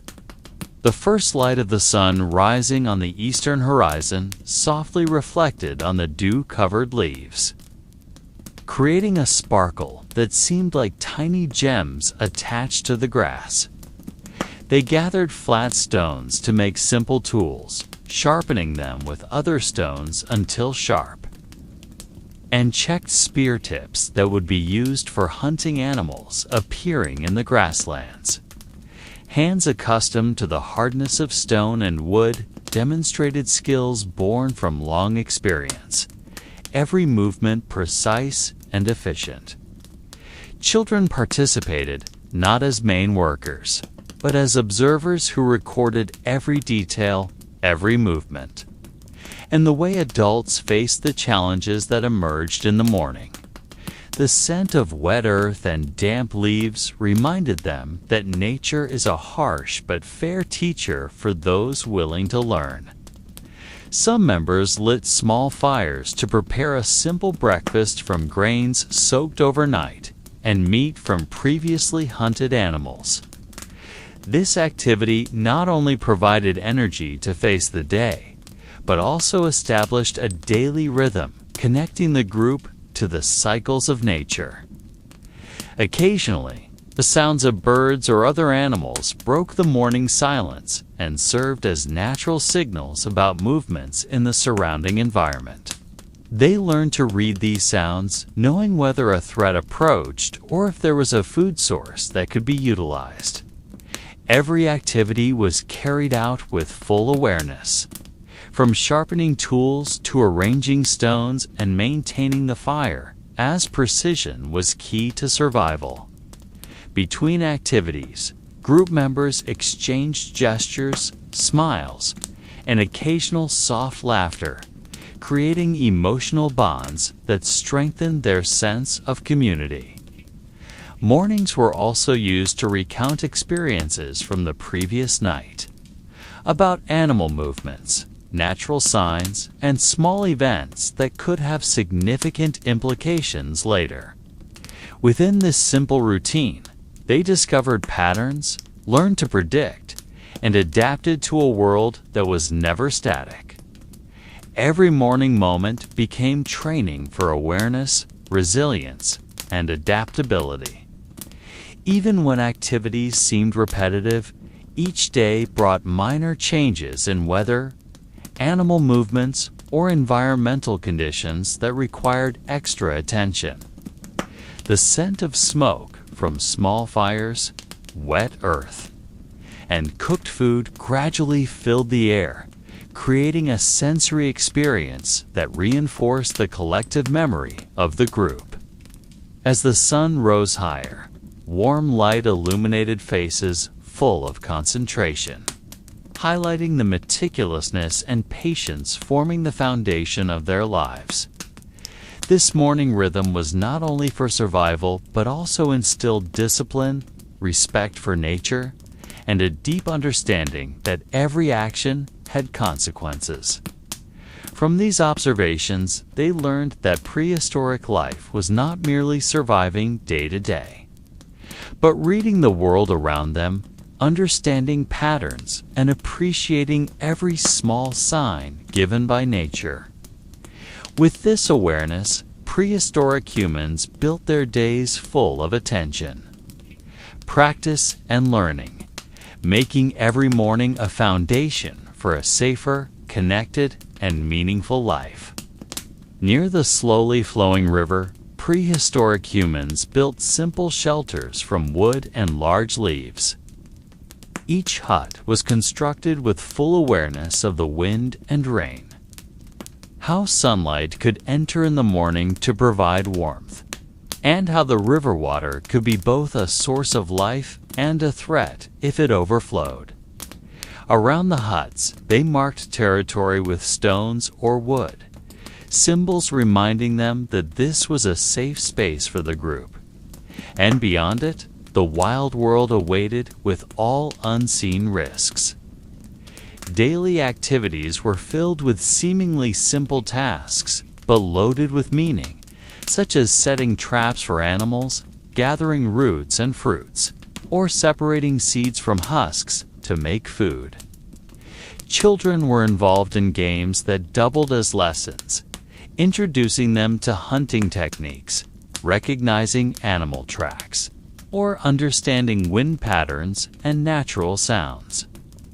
In the evening, When light began to fade, they gathered around the fire, recounting stories about hunts, near-death experiences, or things they had yet to understand.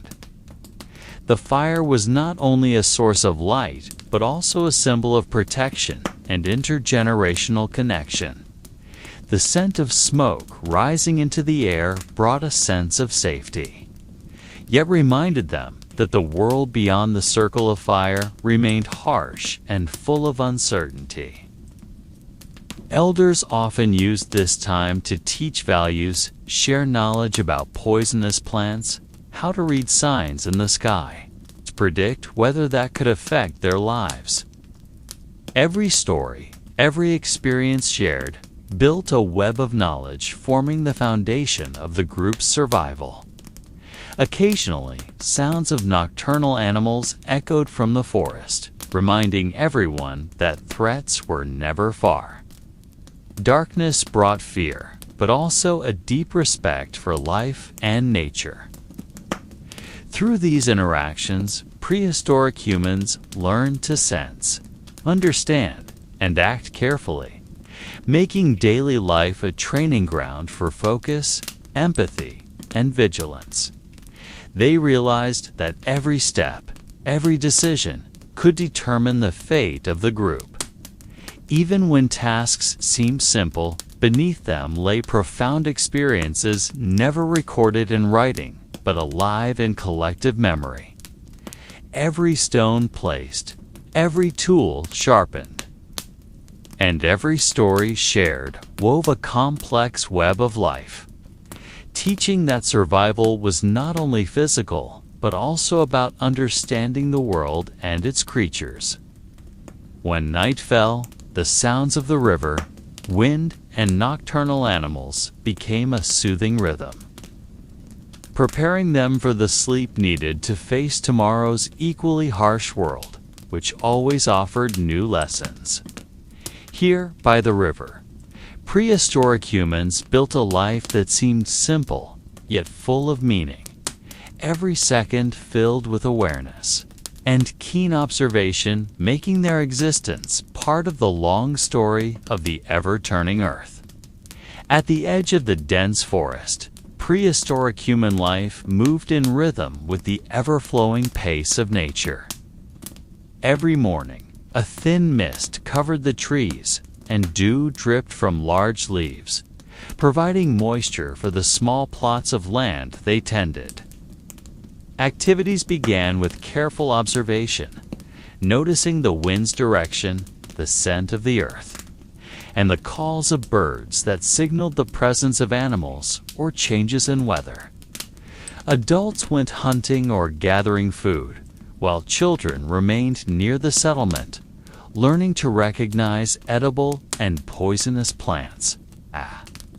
The tools they used were simple, made from carefully sharpened stones, animal bones, and selected pieces of wood.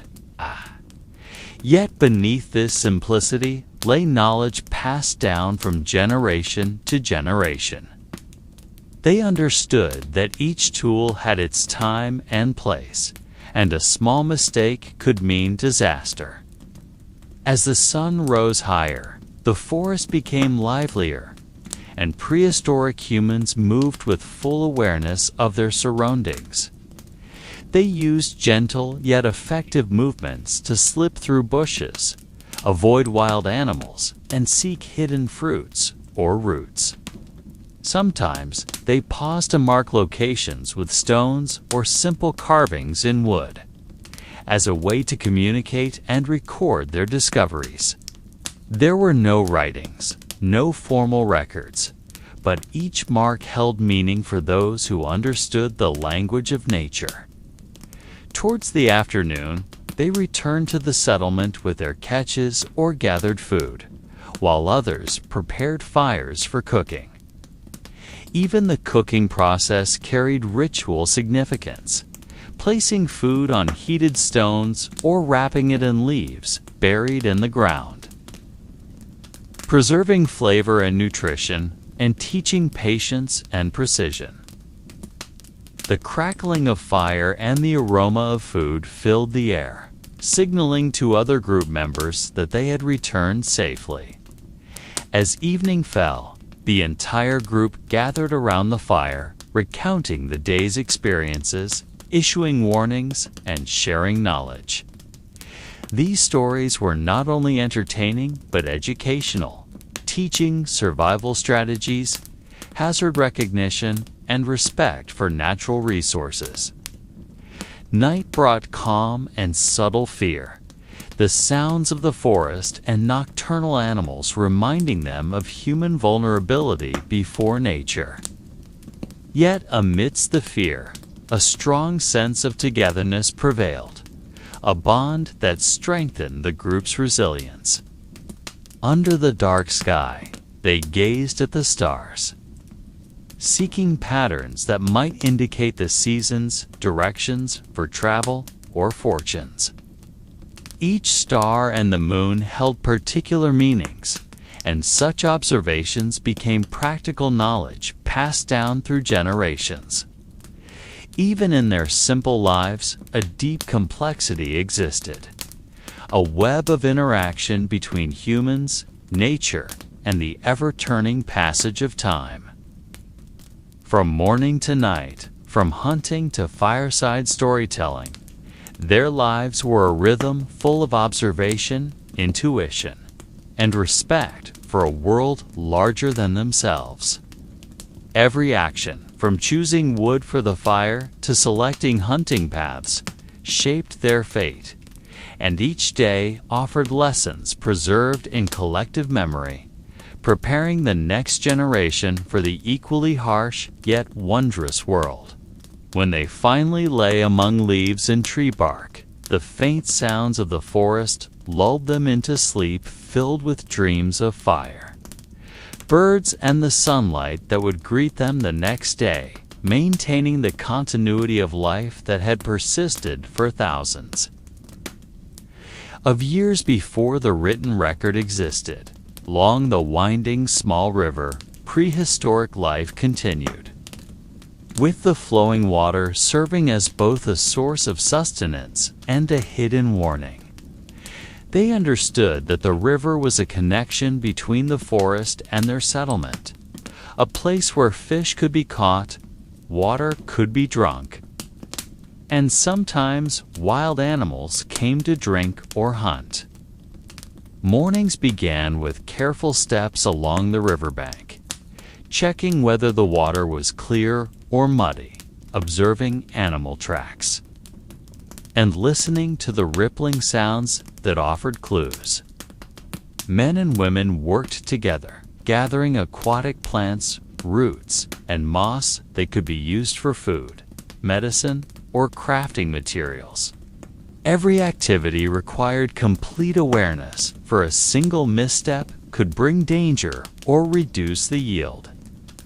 Children were taught to observe the color of the water, the scent of the wet earth, and the subtle movements of fish, so they could learn to recognize natural signs not written anywhere. The tools they used were made from carefully sharpened stones, selected wood, and hollowed or shaped animal bones fashioned into hooks, spears, and knives. Mastery in crafting and using these tools was not only about practicality, but also ritual and symbolism, reflecting the connection between humans and nature, and the spirits they believed guarded the river and surrounding forest.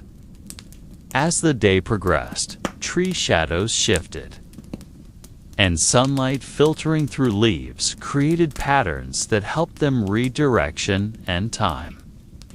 Every body movement, every step on the damp ground was part of a symphony connecting humans with their environment. In silence, they listened to the water, insects, and birds, weaving all the clues into survival strategies. Night brought mist that covered the river's surface, and the fires at the settlement's edge became focal points of safety and comfort.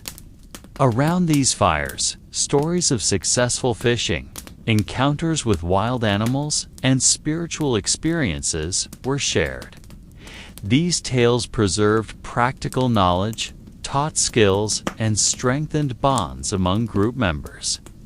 Occasionally, simple rituals were performed at the riverbank, uttering words believed to ensure safety, express gratitude, and calm spirits inhabiting the water and forest. The simplicity of these rituals concealed the spiritual complexity understood by each group member, shaping their perspective on life and death, fortune and misfortune, courage and fear.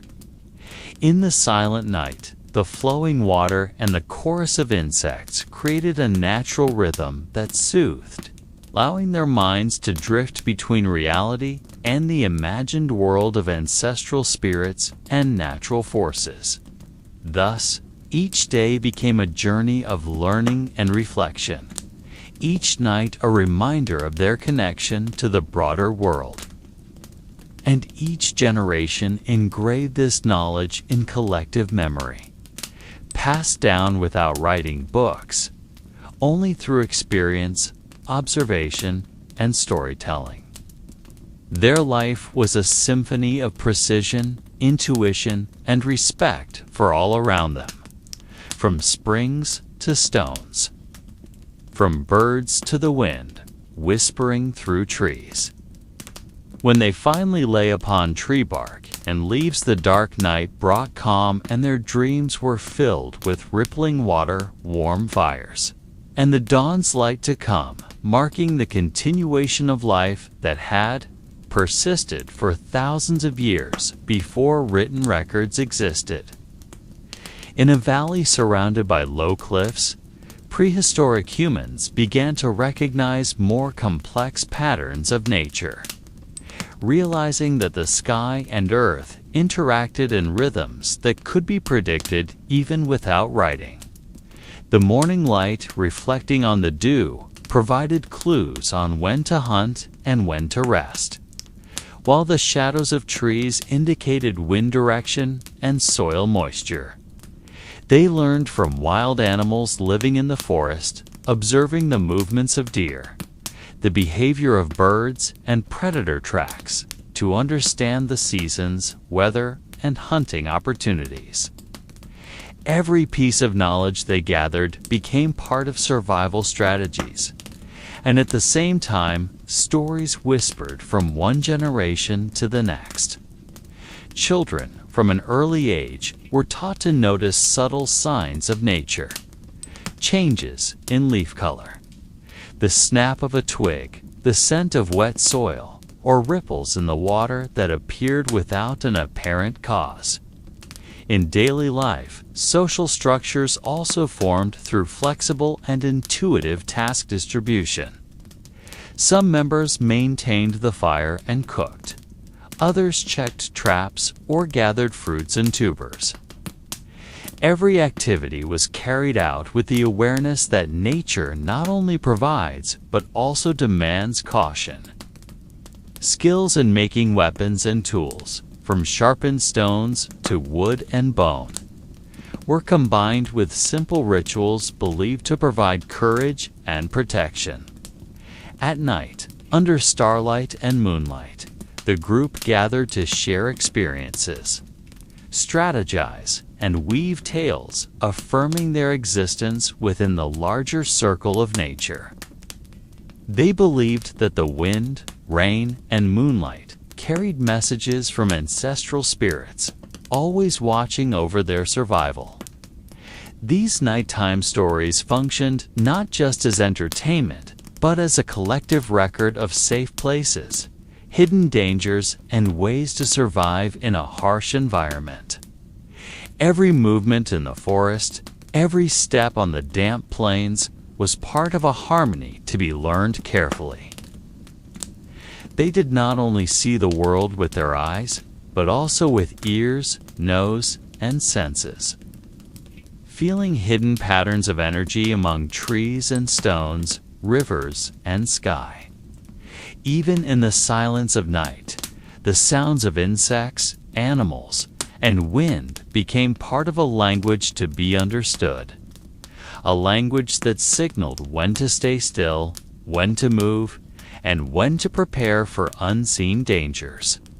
Small rituals by the riverbank or in the middle of the forest, such as placing certain stones or lighting a small fire, were believed to request safety, keep predators away, or invite hunting fortune. This knowledge, though unwritten, was passed on through direct experience and careful observation. This prehistoric group lived with full awareness of their connection to nature, respecting life and death, success and failure, courage and fear, making each day an opportunity to learn, survive, and understand the world around them. Thus, their life formed patterns that repeated yet were nuanced, connecting them to ancestors, the earth, and the ever-changing sky, creating a rhythm of existence simple yet rich in meaning. When they finally lay beneath the night sky, listening to the rustle of leaves and flowing water, they slept with a sense of security born from harmony with nature, carrying dreams filled with shadows, firelight, and echoes of natural sounds, guiding them to a profound understanding of prehistoric life. At the foot of grassy hills, the prehistoric human group began developing new methods for hunting and gathering food.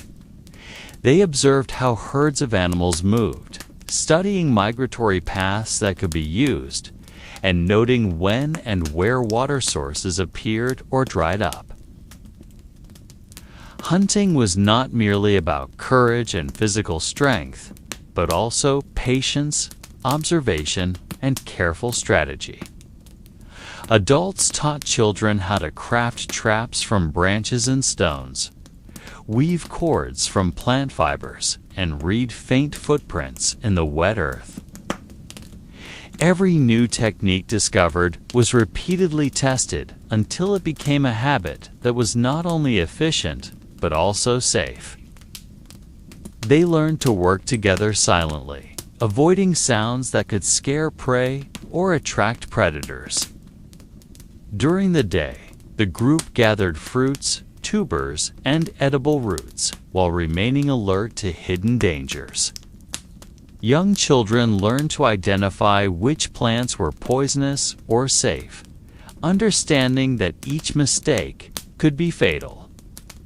Nighttime became a period for telling legends and myths that conveyed important lessons about bravery, caution, and harmony with nature. They believed that spirits of nature watched their every step, and that the fire glowing in the darkness offered protection and warmth. Every successful hunt, every found tuber, and every safe night became part of stories preserved and passed on, forming a rich and complex collective memory. Their lives followed a repeated rhythm, waking with the dawn, working throughout the day, observing signs of nature, and resting at night with a sense of security born from a deep understanding of their surroundings. Every stone, river, and tree held meaning and purpose, not only as physical elements, but also as symbols in rituals and stories. When rain fell, they learned to read its direction and intensity, knowing when to seek shelter and when was the best time to take advantage of the soil's moisture for primitive agriculture or food gathering. Occasionally, they lit small fires to ward off wild animals, always mindful that the fire had to be carefully managed to avoid spreading or damaging natural resources. Social interactions also developed through simple yet effective forms of communication, such as hand signals, specific sounds, or body movements indicating danger or hunting success. Thus, each individual became part of an interdependent network. Understanding that personal safety could not be separated from the safety of the group, They learned to respect time and the seasons, knowing that the earth gives and takes in ways they could not fully control. In every action, from picking up stones to lighting fires, there was an awareness of the connection with nature, ancestors, and one another. Sensitivity to small details became key to survival.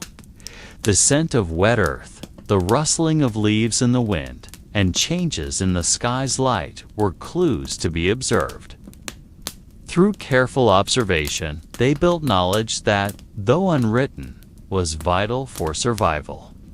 Every night, as they lay under the open sky, listening to the flowing river and the wind among the trees, they slept with a calm born from the understanding that they were part of a larger pattern, a natural rhythm guiding every step, breath, and dream, so that even in a harsh and uncertain life, a sense of peace arose from harmony with nature and themselves. On the windy highlands, the prehistoric human group began experimenting with creating new tools from stone, bone, and hard wood. Each tool had a specific purpose: slicing meat, breaking bones to extract marrow, digging hard-to-reach roots, or shaping spears to hunt large animals. The tool-making process required precision and patience. They observed the shape of the stones, selecting those with the hardness and durability suitable for the task, then struck and shaped them until sharp and precise. The sparks from the stone collisions became small lights dancing in the dark night, marking the hard work done with full concentration. Children learned through direct observation, realizing that the effectiveness of a tool depended on hand skills, focus, and patient, unhurried effort. Additionally, they used bones from animals that were killed or had died to make additional tools, understanding that every part of a living creature had utility and value. Hardwood was carefully chosen for handles, spears, and striking tools, while plant fibers were woven into strong and flexible cords. This activity not only enhanced their practical abilities, but also developed strategic thinking. Every decision in tool-making was considered in terms of risk, efficiency, and possible outcomes.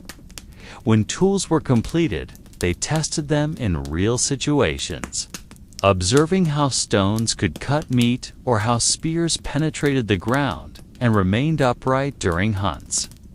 Failures were inevitable, but regarded as valuable lessons.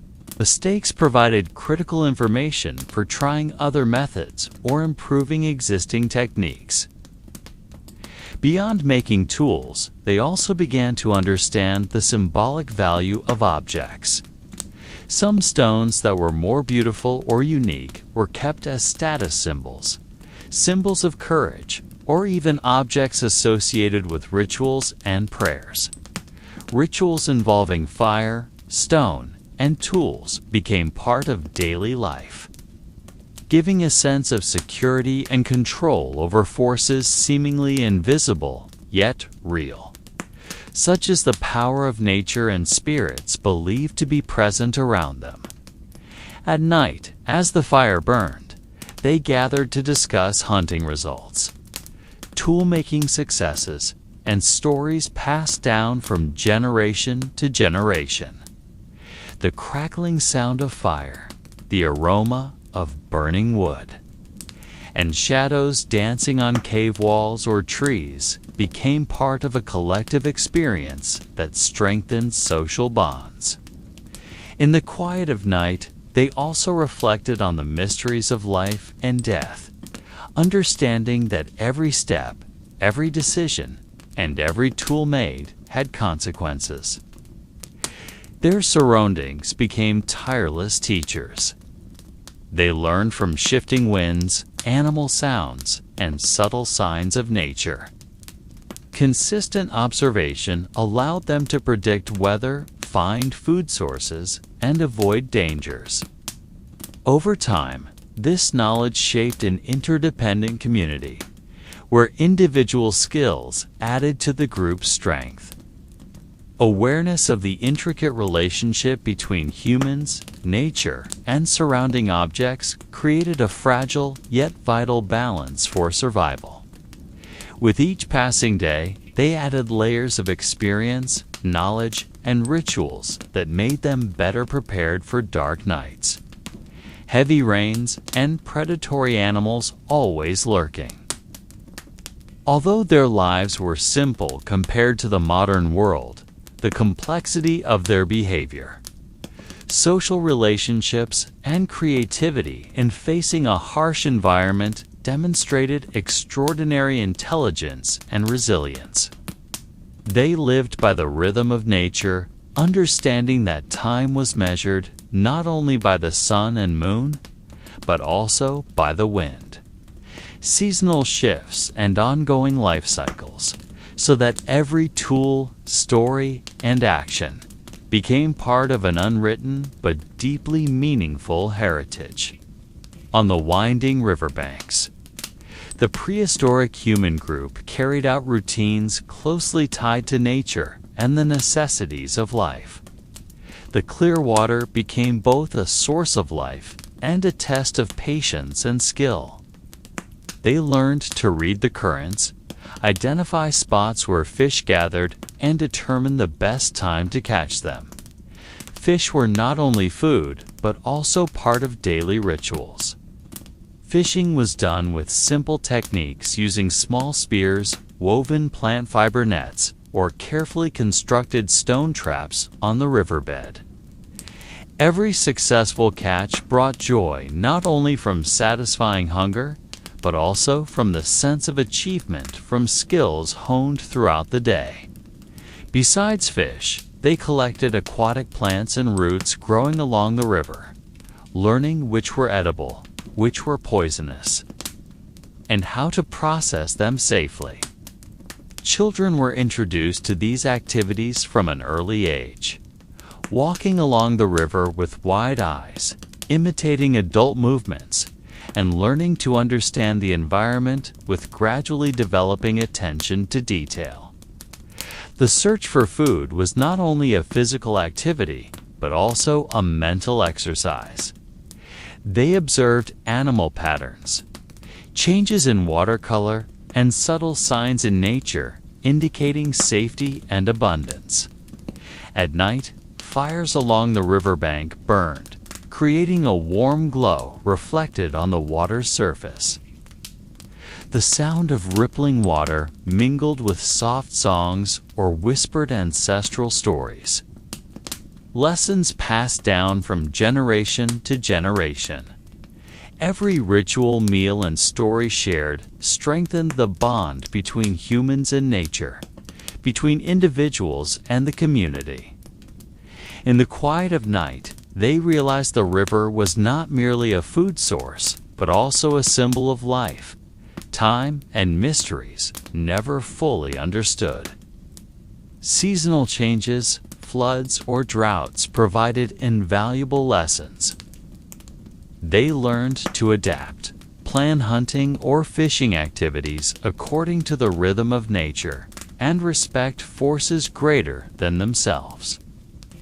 Careful observation of their surroundings formed strategic thinking patterns, where mistakes could be fatal while successes became crucial for survival. Every tool carried, every strategy applied, and every action taken was carefully considered, as life and death were sometimes separated by seemingly simple decisions. These skills, developed through long experience and repeated observation, formed the foundation of the community's culture and knowledge, where practical and symbolic understanding merged in daily life. On the riverbank, they also learned to appreciate silence.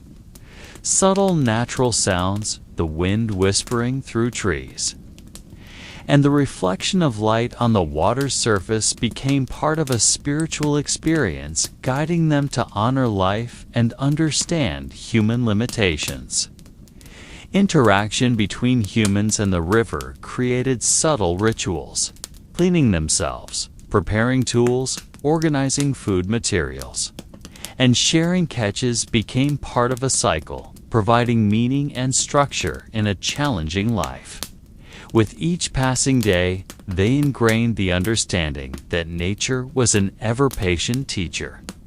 That skill was a tool for survival, and that human life was deeply intertwined with the surrounding environment, forming an unwritten legacy alive in actions and stories passed down through generations. In the dense and dark primeval forest, where sunlight barely penetrated the thick canopy, the prehistoric human community sensed a deeper layer of mystery beyond daily routines. Every step on the damp ground brought them to the realization that this forest was not only a source of food or building materials, but also a sacred space where unseen forces lingered. They learned to read subtle signs of nature: the crack of a distant branch, the movement of unusual shadows, the scent of the earth after rain, and the aroma of certain plants indicating the season or presence of animals. Children were taught to pause, close their eyes, and feel the pulse of the forest, as if learning to listen to the world without words. Small rituals were performed in specific corners, arranging stones, placing leaves, or lighting small fires at certain times to honor forces believed to govern the forest. These symbols were not mere decoration, but a way to communicate with something greater, something unseen but felt through the atmosphere, sounds, and changes in the surroundings. As they interacted with the forest, they realized a delicate balance existed between humans and nature. Every resource gathered was done with careful attention, leaving enough for regeneration for the forest, rivers, and animals were considered part of a cycle that must be respected. At night, when small fires burned within the forest, shadows of trees danced around them, creating illusions of unseen creatures. In this silence, ancestral stories were whispered. Tales of forest spirits, failed hunts, or encounters with animals carrying messages. These stories, though seemingly like fairy tales to outsiders, served as guidance for the community to understand the world and make wise decisions. They learned that not everything seen was truth, and that sometimes silence contained more answers than words. This knowledge was passed orally, through observation, night stories, and repeated actions from generation to generation. They also developed methods to remember safe or dangerous locations. Stone patterns, tree shapes, or animal tracks became living maps in their collective memory. In this calm rhythm, prehistoric humans felt an energy difficult to explain, something connecting them with long-deceased ancestors and the ever-changing nature. They learned to recognize the boundary between humans and greater forces, between actions and consequences, between freedom and dependence on the natural world. Every night in the forest, every sound, aroma, and sensation became an unwritten lesson in perseverance, patience, and caution. Even while sleeping, their bodies remained attuned to the environment, their senses detecting movements or sounds, indicating danger or opportunity. They understood that nature was always vigilant, that every step was not only about physical needs, but also about maintaining harmony with a wider world. In the forest's silence, prehistoric humans found tranquility and fear. awe and vigilance, and from this experience emerged a profound understanding of existence, the life cycle, and human limitations before the eternal mysteries of nature. All these made forest nights times of reflection, observation, and acceptance that some things cannot be explained but must be respected. Through rituals, observation, and whispered stories, they formed a spiritual culture closely tied to their environment, where mystery became a companion, guiding them to live harmoniously and mindfully. Every element in the forest, from soil, stones, plants to animals, had meaning and role, and humans learned to respect each part, understanding that their actions affected the fragile balance between life and death, between existence and the loss of irreplaceable things. In this moment, calm and mystery merged. Prehistoric humans not only lived, but experienced the world with profound intensity, as if every experience was part of an invisible web connecting them to nature. Time and ancestors long gone, forming understanding and wisdom not recorded in writing, but alive in actions, stories, and their hearts.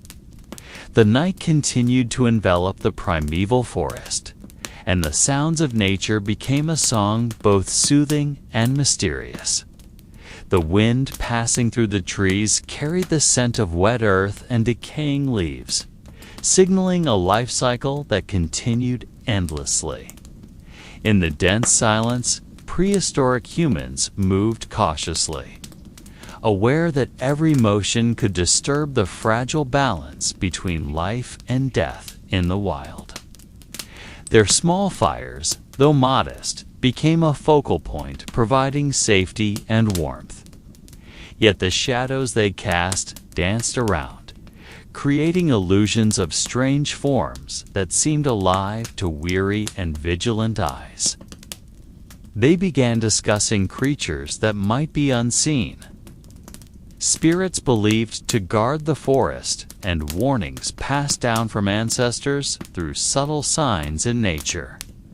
Children sat near adults, listening to whispered tales that sounded like fairy tales. But for them, these stories were guides for survival. Within this narrative rhythm, they learned to interpret signs from nature. The snap of a branch indicated predators. Certain aromas pointed to edible food, and changes in moonlight signaled the best time for hunting or moving to specific locations. Every detail, no matter how small, became knowledge to remember, as it could mean the difference between life and death. Additionally, they began recognizing seasonal patterns, animal migrations, flowering of certain plants, or temperature changes at night, provided unwritten but invaluable information. In the silence of night, they developed a sense of mutual watchfulness. The community became a unified entity where responsibility for collective safety was paramount. Fear that occasionally arose did not cause panic, but heightened awareness and deepened understanding of a world not always kind.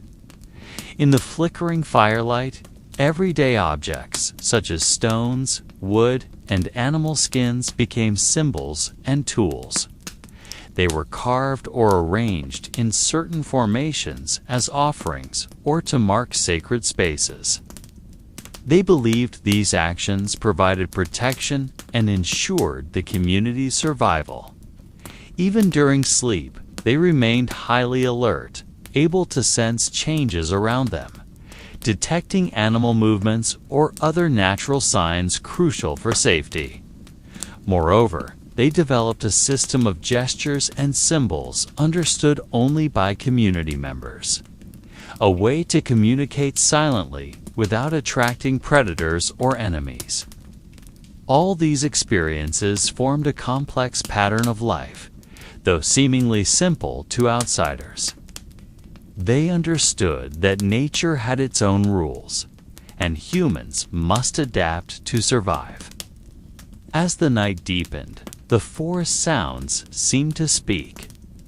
Rustling leaves, nocturnal animal calls, and the blowing wind became part of a life rhythm to be respected and understood. In this awareness, prehistoric humans began to sense something greater than themselves, an energy or consciousness connecting them with all living beings and with ancestors long gone. This understanding was unwritten but embedded in actions, habits, and stories passed down through generations. Through continuous interaction with their environment, they discovered ways to live harmoniously with nature, accepting uncertainty and honoring mysteries that could not be explained. Night after night, these experiences shaped a deeply rooted worldview, where every sound, scent, movement, and sensation carried meaning and imparted profound lessons. Even when they left the forest to move or build new dwellings, the traces of this experience remained alive in the memory and culture of the community, forming an identity closely linked with nature and the enduring mysteries that shrouded the prehistoric world. Dawn had not yet appeared, but the morning shadows began to creep among the trees, casting a faint gray hue across the dew-soaked ground. In the prehistoric community camp, activities slowly began. The soft sounds of footsteps and the rubbing of wood and stone signaling the start of a day filled with vigilance. Every member of the community had specific tasks, divided according to age, strength, and experience. Yet this division was not merely about efficiency, but a deep understanding of nature, rhythms, and human adaptability. Older women prepared food from roots, seeds, and meat preserved overnight, while younger men sharpened stone tools and readied simple weapons for hunting. Children learned by observing, following the hand movements and steps of adults, mimicking every rhythm and action carefully because they knew that small mistakes could be fatal. In the calm yet concentrated atmosphere, conversation was almost absent, replaced by gestures and movements clearly understood by those accustomed to living with nature.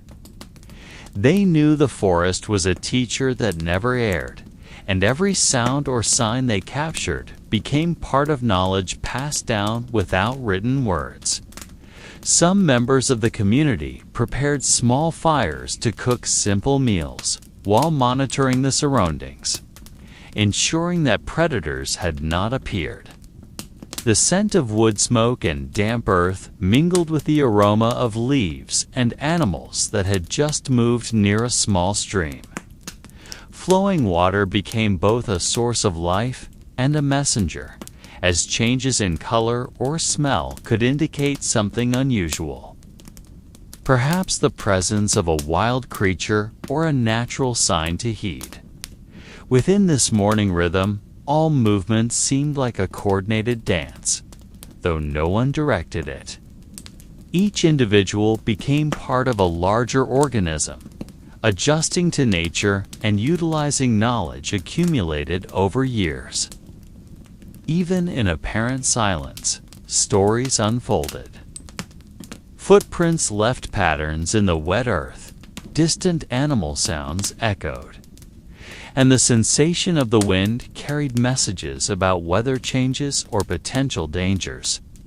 Amid these activities, they also performed simple rituals, placing stones or wood in specific formations to honor forest spirits or ask for luck in hunting. These rituals were not only symbolic, but also a way for them to understand nature as order and their role within it. As the sun slowly rose over the eastern horizon, the first light penetrated the leafy gaps, creating a dance of shadows across their faces and bodies. This light carried unwritten information, indicating the movement of animals, safe paths, and spots where certain plants could be found. Awareness of light and shadow became part of their survival strategy, helping them make critical decisions without modern tools. All these experiences were carefully instilled, for they knew that a single mistake could endanger the entire community. Beneath the calm exterior, there was a profound sense of mutual care, empathy, and understanding. They lived not only for themselves, but also to ensure the survival of others. Children learned to respect nature, honor unwritten rules passed down through generations, and recognize that every action carried consequences. They began to understand that nature never takes sides, and humans must adjust to the existing rhythms. From this seemingly simple learning emerged a culture rich in symbols, signs, and oral stories, forming a unique community identity resilient to change. With each breath of morning air they drew, they felt a deep connection to the environment, to ancestors guiding them from the past, and to all creatures sharing the forest. This understanding could not be written, but lived through actions, stories, and rituals continuously repeated, creating a web of knowledge that ensured the community's survival in facing the mysteries and challenges of the prehistoric world. Along the winding river, the water reflected the morning light beginning to pierce the thin mist, creating shimmering shadows on the slowly moving surface. Here, members of the prehistoric community often gathered food, checked fish traps, and drew water for daily needs. This activity seemed simple to an outsider, but for those accustomed to living with the rhythms of nature, every movement was meaningful and strategically significant. Choosing where to place traps was not a random decision. They observed the water currents, the movement patterns of fish, and subtle natural signs that could only be noticed by eyes accustomed to this life.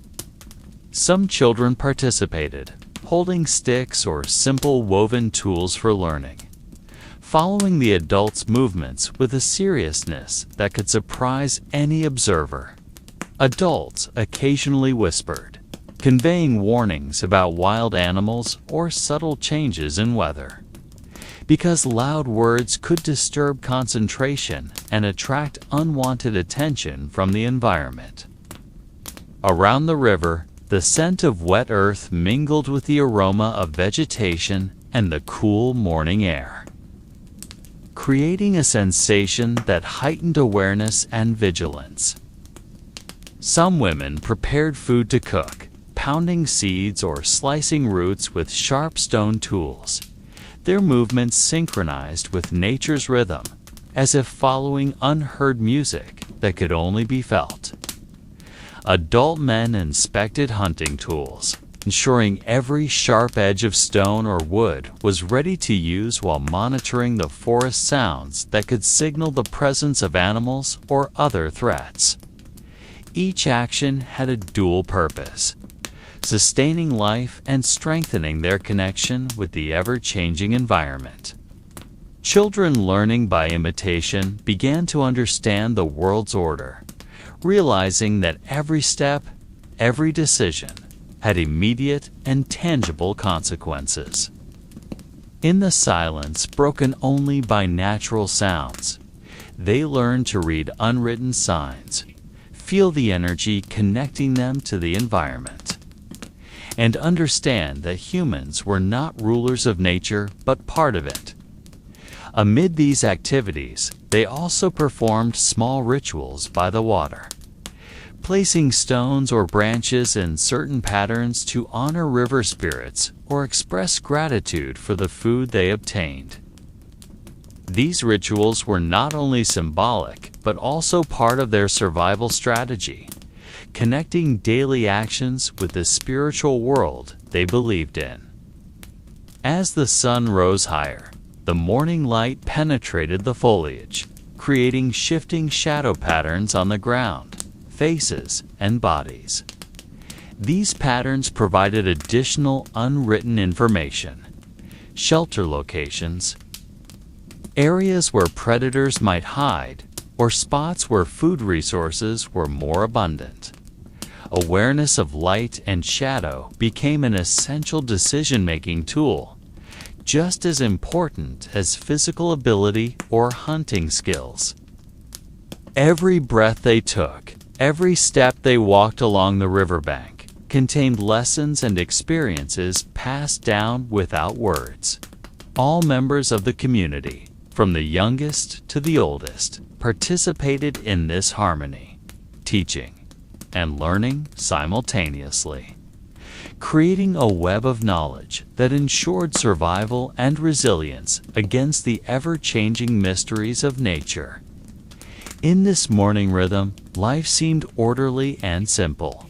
Yet beneath this simplicity lay a profound understanding of the world, of fear, of hope, and of the strength of a community that supported one another. There were no written records, no outside witnesses, only experiences lived through actions, oral stories, and repeated rituals, forming a collective identity that bound them to the past, present, and unknown future. In a remote valley shrouded in thick mist, every footstep on the damp ground sounded louder than any other sound in the world, as if nature itself held its breath to observe the movements of humans walking among ancient trees and rocks that had existed since countless ages ago.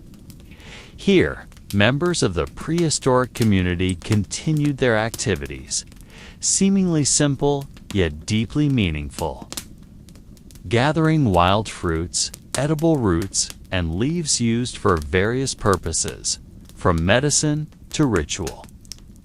They did this with patience, observing the small animals moving swiftly, listening to the sounds of birds and insects, understanding that every vibration, every whisper of nature carried its own message.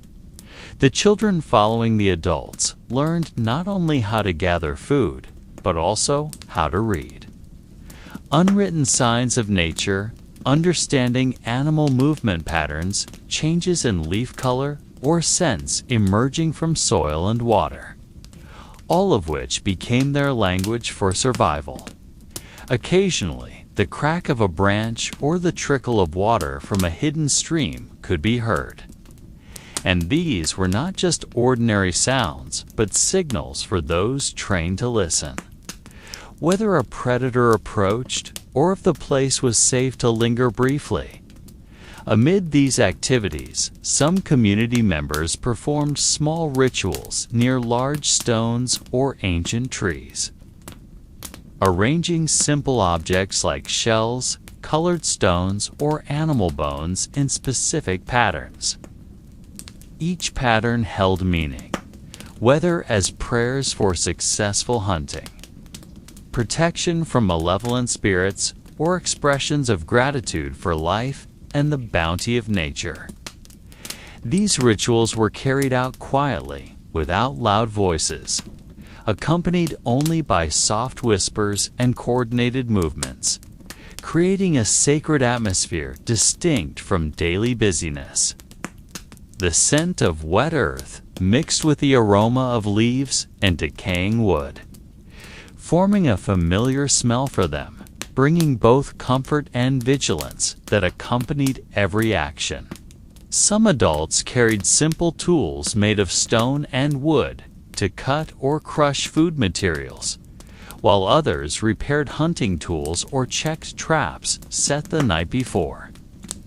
Every movement was performed with full awareness, as any mistake could mean loss of resources or endangerment. They also shared knowledge, showing the children how to interpret signs of nature, when to remain still, and when to act. In this interaction, there was deep respect for the elders' experience and understanding that this knowledge was a heritage to be preserved for the next generation. Morning light filtering through the trees created shifting shadows on the ground, revealing small animal tracks or changes in soil conditions, which the trained community members immediately use to adjust their actions. The valley's silence, broken only by natural sounds and human activity, created an unrecognized yet powerful meditation space that influenced their awareness and instincts. Here, humans and nature interacted in a complex symbiosis, observing, learning, and reminding each other of boundaries to respect. All their actions, though seemingly simple, formed a web of knowledge transcending generations, a legacy that lived through practice, awareness, and recurring rituals. Fear of predators or natural disasters, curiosity toward mysterious natural phenomena, and strong social bonds among members shaped a way of life that was harmonious yet ever vigilant. In this daily rhythm, they learned that life was a blend of courage, perseverance, and reverence for a world larger than themselves. No written historical records would tell this story. Only experiences lived in each step, each breath. And every second of consciousness ensured that though time moved forward, knowledge and mystery remained intertwined in the life they lived. On the edge of an ancient winding river, the water flowed calmly, yet full of mystery-carrying fragments of wood, leaves, and occasionally unknown objects that had been displaced from the currents of time, as if the river itself held secrets from an era long before humans recorded history. Along its banks, members of the prehistoric community prepared simple fish traps, checking stone and wooden snares that had been set days before, ensuring that every effort was not wasted. They used skills passed down through generations, observing the movement of the water, the position of fish, and migration patterns that could only be understood through direct experience. While some worked at the river, others checked hunting grounds, looking for signs of edible animals, observing footprints, droppings, or even scratch marks left in the damp soil. This activity continued at a slow yet meticulous rhythm, each action accompanied by an awareness of risk, whether from predator attacks, weather changes, or internal conflicts among community members that could arise at any time. They lived with heightened awareness that every step, every hand movement could determine life or death.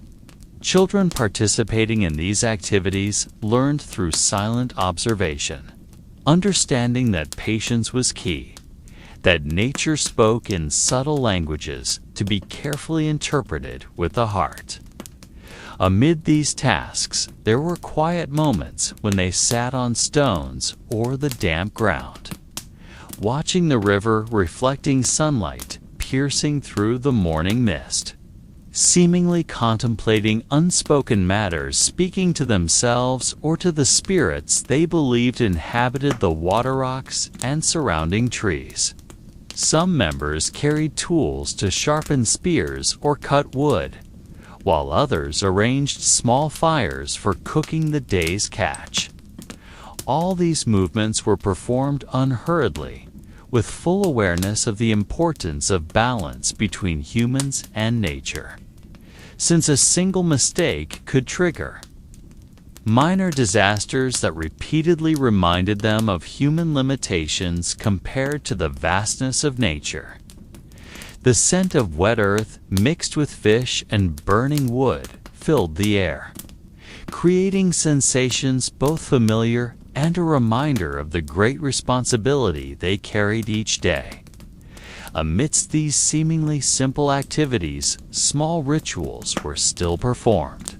Occasionally, they placed certain stones or bones along the riverbank, uttering prayers or expressions of gratitude, asking that the river provide enough sustenance for survival and maintain the fragile balance between human needs and nature's generosity. The evening, slowly descending, brought a change in atmosphere. Nocturnal animal sounds began to emerge. The mist thickened, and the light from their small fires cast moving shadows around them, creating a calm yet alert ambience.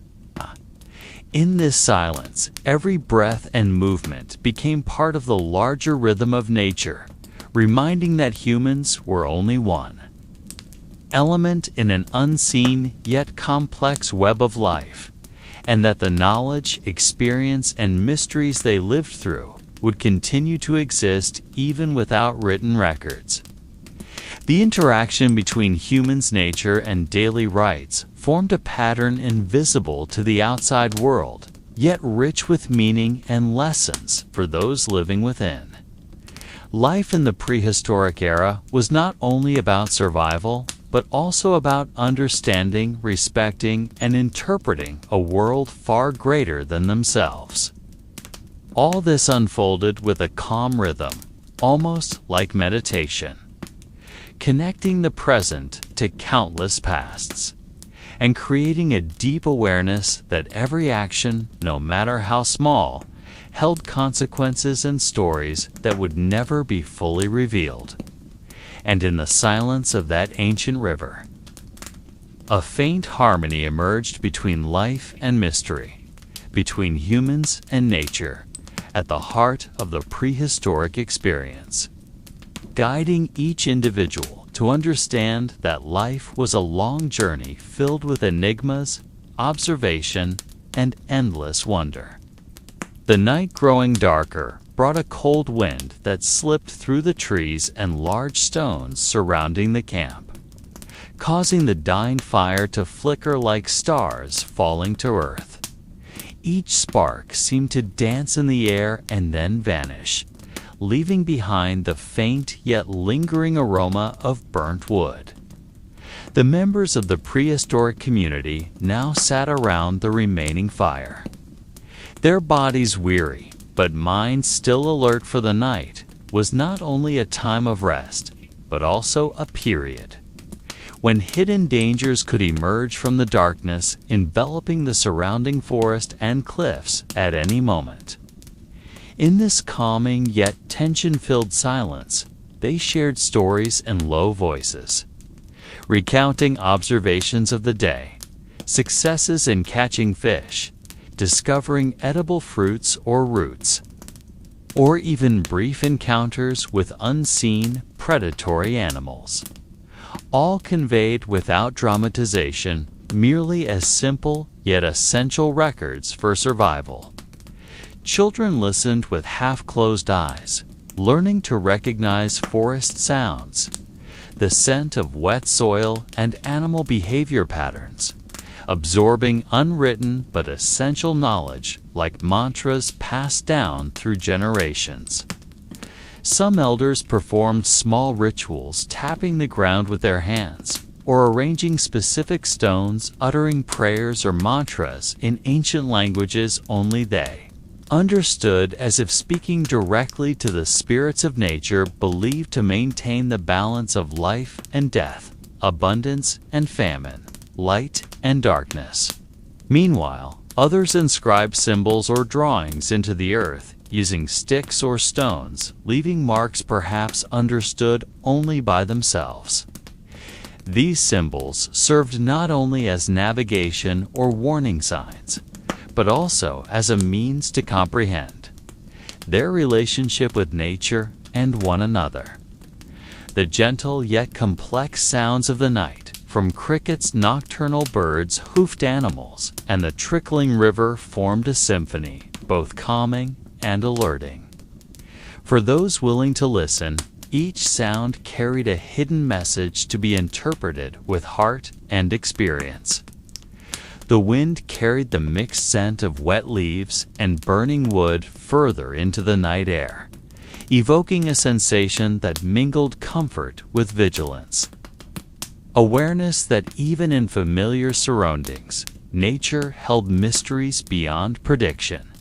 In the distance, shadows of large stones and trees moved with the wind, creating the illusion of lurking creatures, reminding them that human perception teetered between reality and imagination, between what was real and what was believed. Yet they remained silent, learning to wait and observe, understanding that patience and calm were the most vital survival tools. Sitting around the fire, they felt a closeness to past generations, to ancestors who had walked the same paths thousands of years before, leaving invisible yet palpable traces in every ritual, story, and symbol left on the earth, river, and stones. They understood that life was not merely today and tomorrow, but a long journey, where every action had unseen effects. Every mistake or success became part of a greater pattern, linking humans with nature, spirits, and the mysteries surrounding them. In the night silence, amidst the scents, sounds, and shadows dancing around them, a profound sense of calm emerged, a mixture of security within the circle of community and awe at the untouchable power of nature. An awareness that although humans strive to master their environment, they remain a small part of a system far larger and unsolved. This night symbolized the enduring prehistoric experience of human connection to the ever-present mystery where every breath, movement, and whisper is part of a grand story that can never be fully revealed, yet leaves a deep impression, soothing yet unsettling. Like an endless tale, inviting them to sleep in silence while remaining conscious that the mystery will never disappear, merely waiting to be understood bit by bit. As the night deepened and the campfire nearly died, the wind carried the soft sounds of leaves brushing against each other, producing whispers that seemed to speak directly to their souls. The atmosphere became silent, yet full of meaning, as if nature itself was waiting for humans to stop moving and simply listen. The children had fallen asleep close to the adults, their bodies warm, their breathing slow and steady, while the elders remained seated, gazing at the fire that left behind red embers and ash dancing in the air. A reminder of everything that had occurred today and all the mysteries still lingering outside the circle of light. In the distance, shadows of trees and rocks seemed like silent guardians, as if understanding the unwritten secrets of life. And although they remained still, their presence provided protection while reminding that the world could never be fully mastered by humans. Every symbol etched into the earth, every prayer offered to spirits, every careful movement in preparing food or tending the fire, all became part of a larger narrative of human existence continuing, even though many things remained mysterious and unanswered.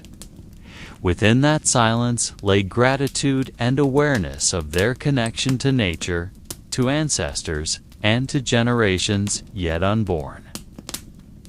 As if each moment was an opportunity to touch something eternal, though unseen and not fully understood. Their eyes lifted to the dark sky, where distant stars appeared dim yet constant, offering continuity and calm, reminding them that life is a cycle in which humans are only a small part of a much larger, enigmatic pattern. In this nearly perfect night silence, it felt as though every breath, every passing second was part of a long tale that never ends. A story waiting to be remembered, interpreted, and cherished, even as many secrets remained hidden within darkness and the passage of time. Gradually, the remaining embers faded to ash, and with them the last light, dancing on their faces, vanished, leaving a soft yet profound impression of the transition from light to dark. From active life to peaceful sleep, from full awareness to calming serenity. That peace was not entirely free from sorrow. There was the awareness of loss of time that could not be reclaimed, and of questions without answers. Yet within that sorrow lay beauty, the beauty of continuity of the relationship between humans and nature, of stories passed down through generations, even as their forms constantly change. In the final moments before fully closing their eyes, they sensed that though they would sleep, the mystery surrounding them would never sleep. They remained alive in the whispers of the wind, the scent of wet earth, the movement of shadows through the trees, and in the steady heartbeat aware of the universe's depth. With every last breath before slumber, there was relief and awe, knowing they were part of something much greater, something immeasurable, yet providing meaning and structure to their lives, offering security while reminding that humans always coexist with mystery. Finally, the fire completely died. Darkness enveloped the camp, and the sounds of nature became the sole reminder that the world continued to move, to change, yet still held secrets that would never be fully revealed. In that night's silence, with the warmth of bodies nearby and the protection of nature, they slept carrying dreams wrapped in dim light and shadows, dreams guiding them through time and space into a journey where every story was part of a greater whole, where every mystery, though unanswered, still provided beauty and peace. Their sleep was not just the end of the day, but also an opening for reflection, for soothing silence, and for the understanding that even though humans do not know everything, there is order to be sensed, patterns to be felt, and beauty to be observed even in the deepest ignorance. As they slept that night, became witness to their journey to a life simple, yet rich in experience, to the courage of living in an uncertain world, and to humans' ability to find beauty, calm, and safety, even in the darkest shadows. Thus, in darkness and silence, their story continued.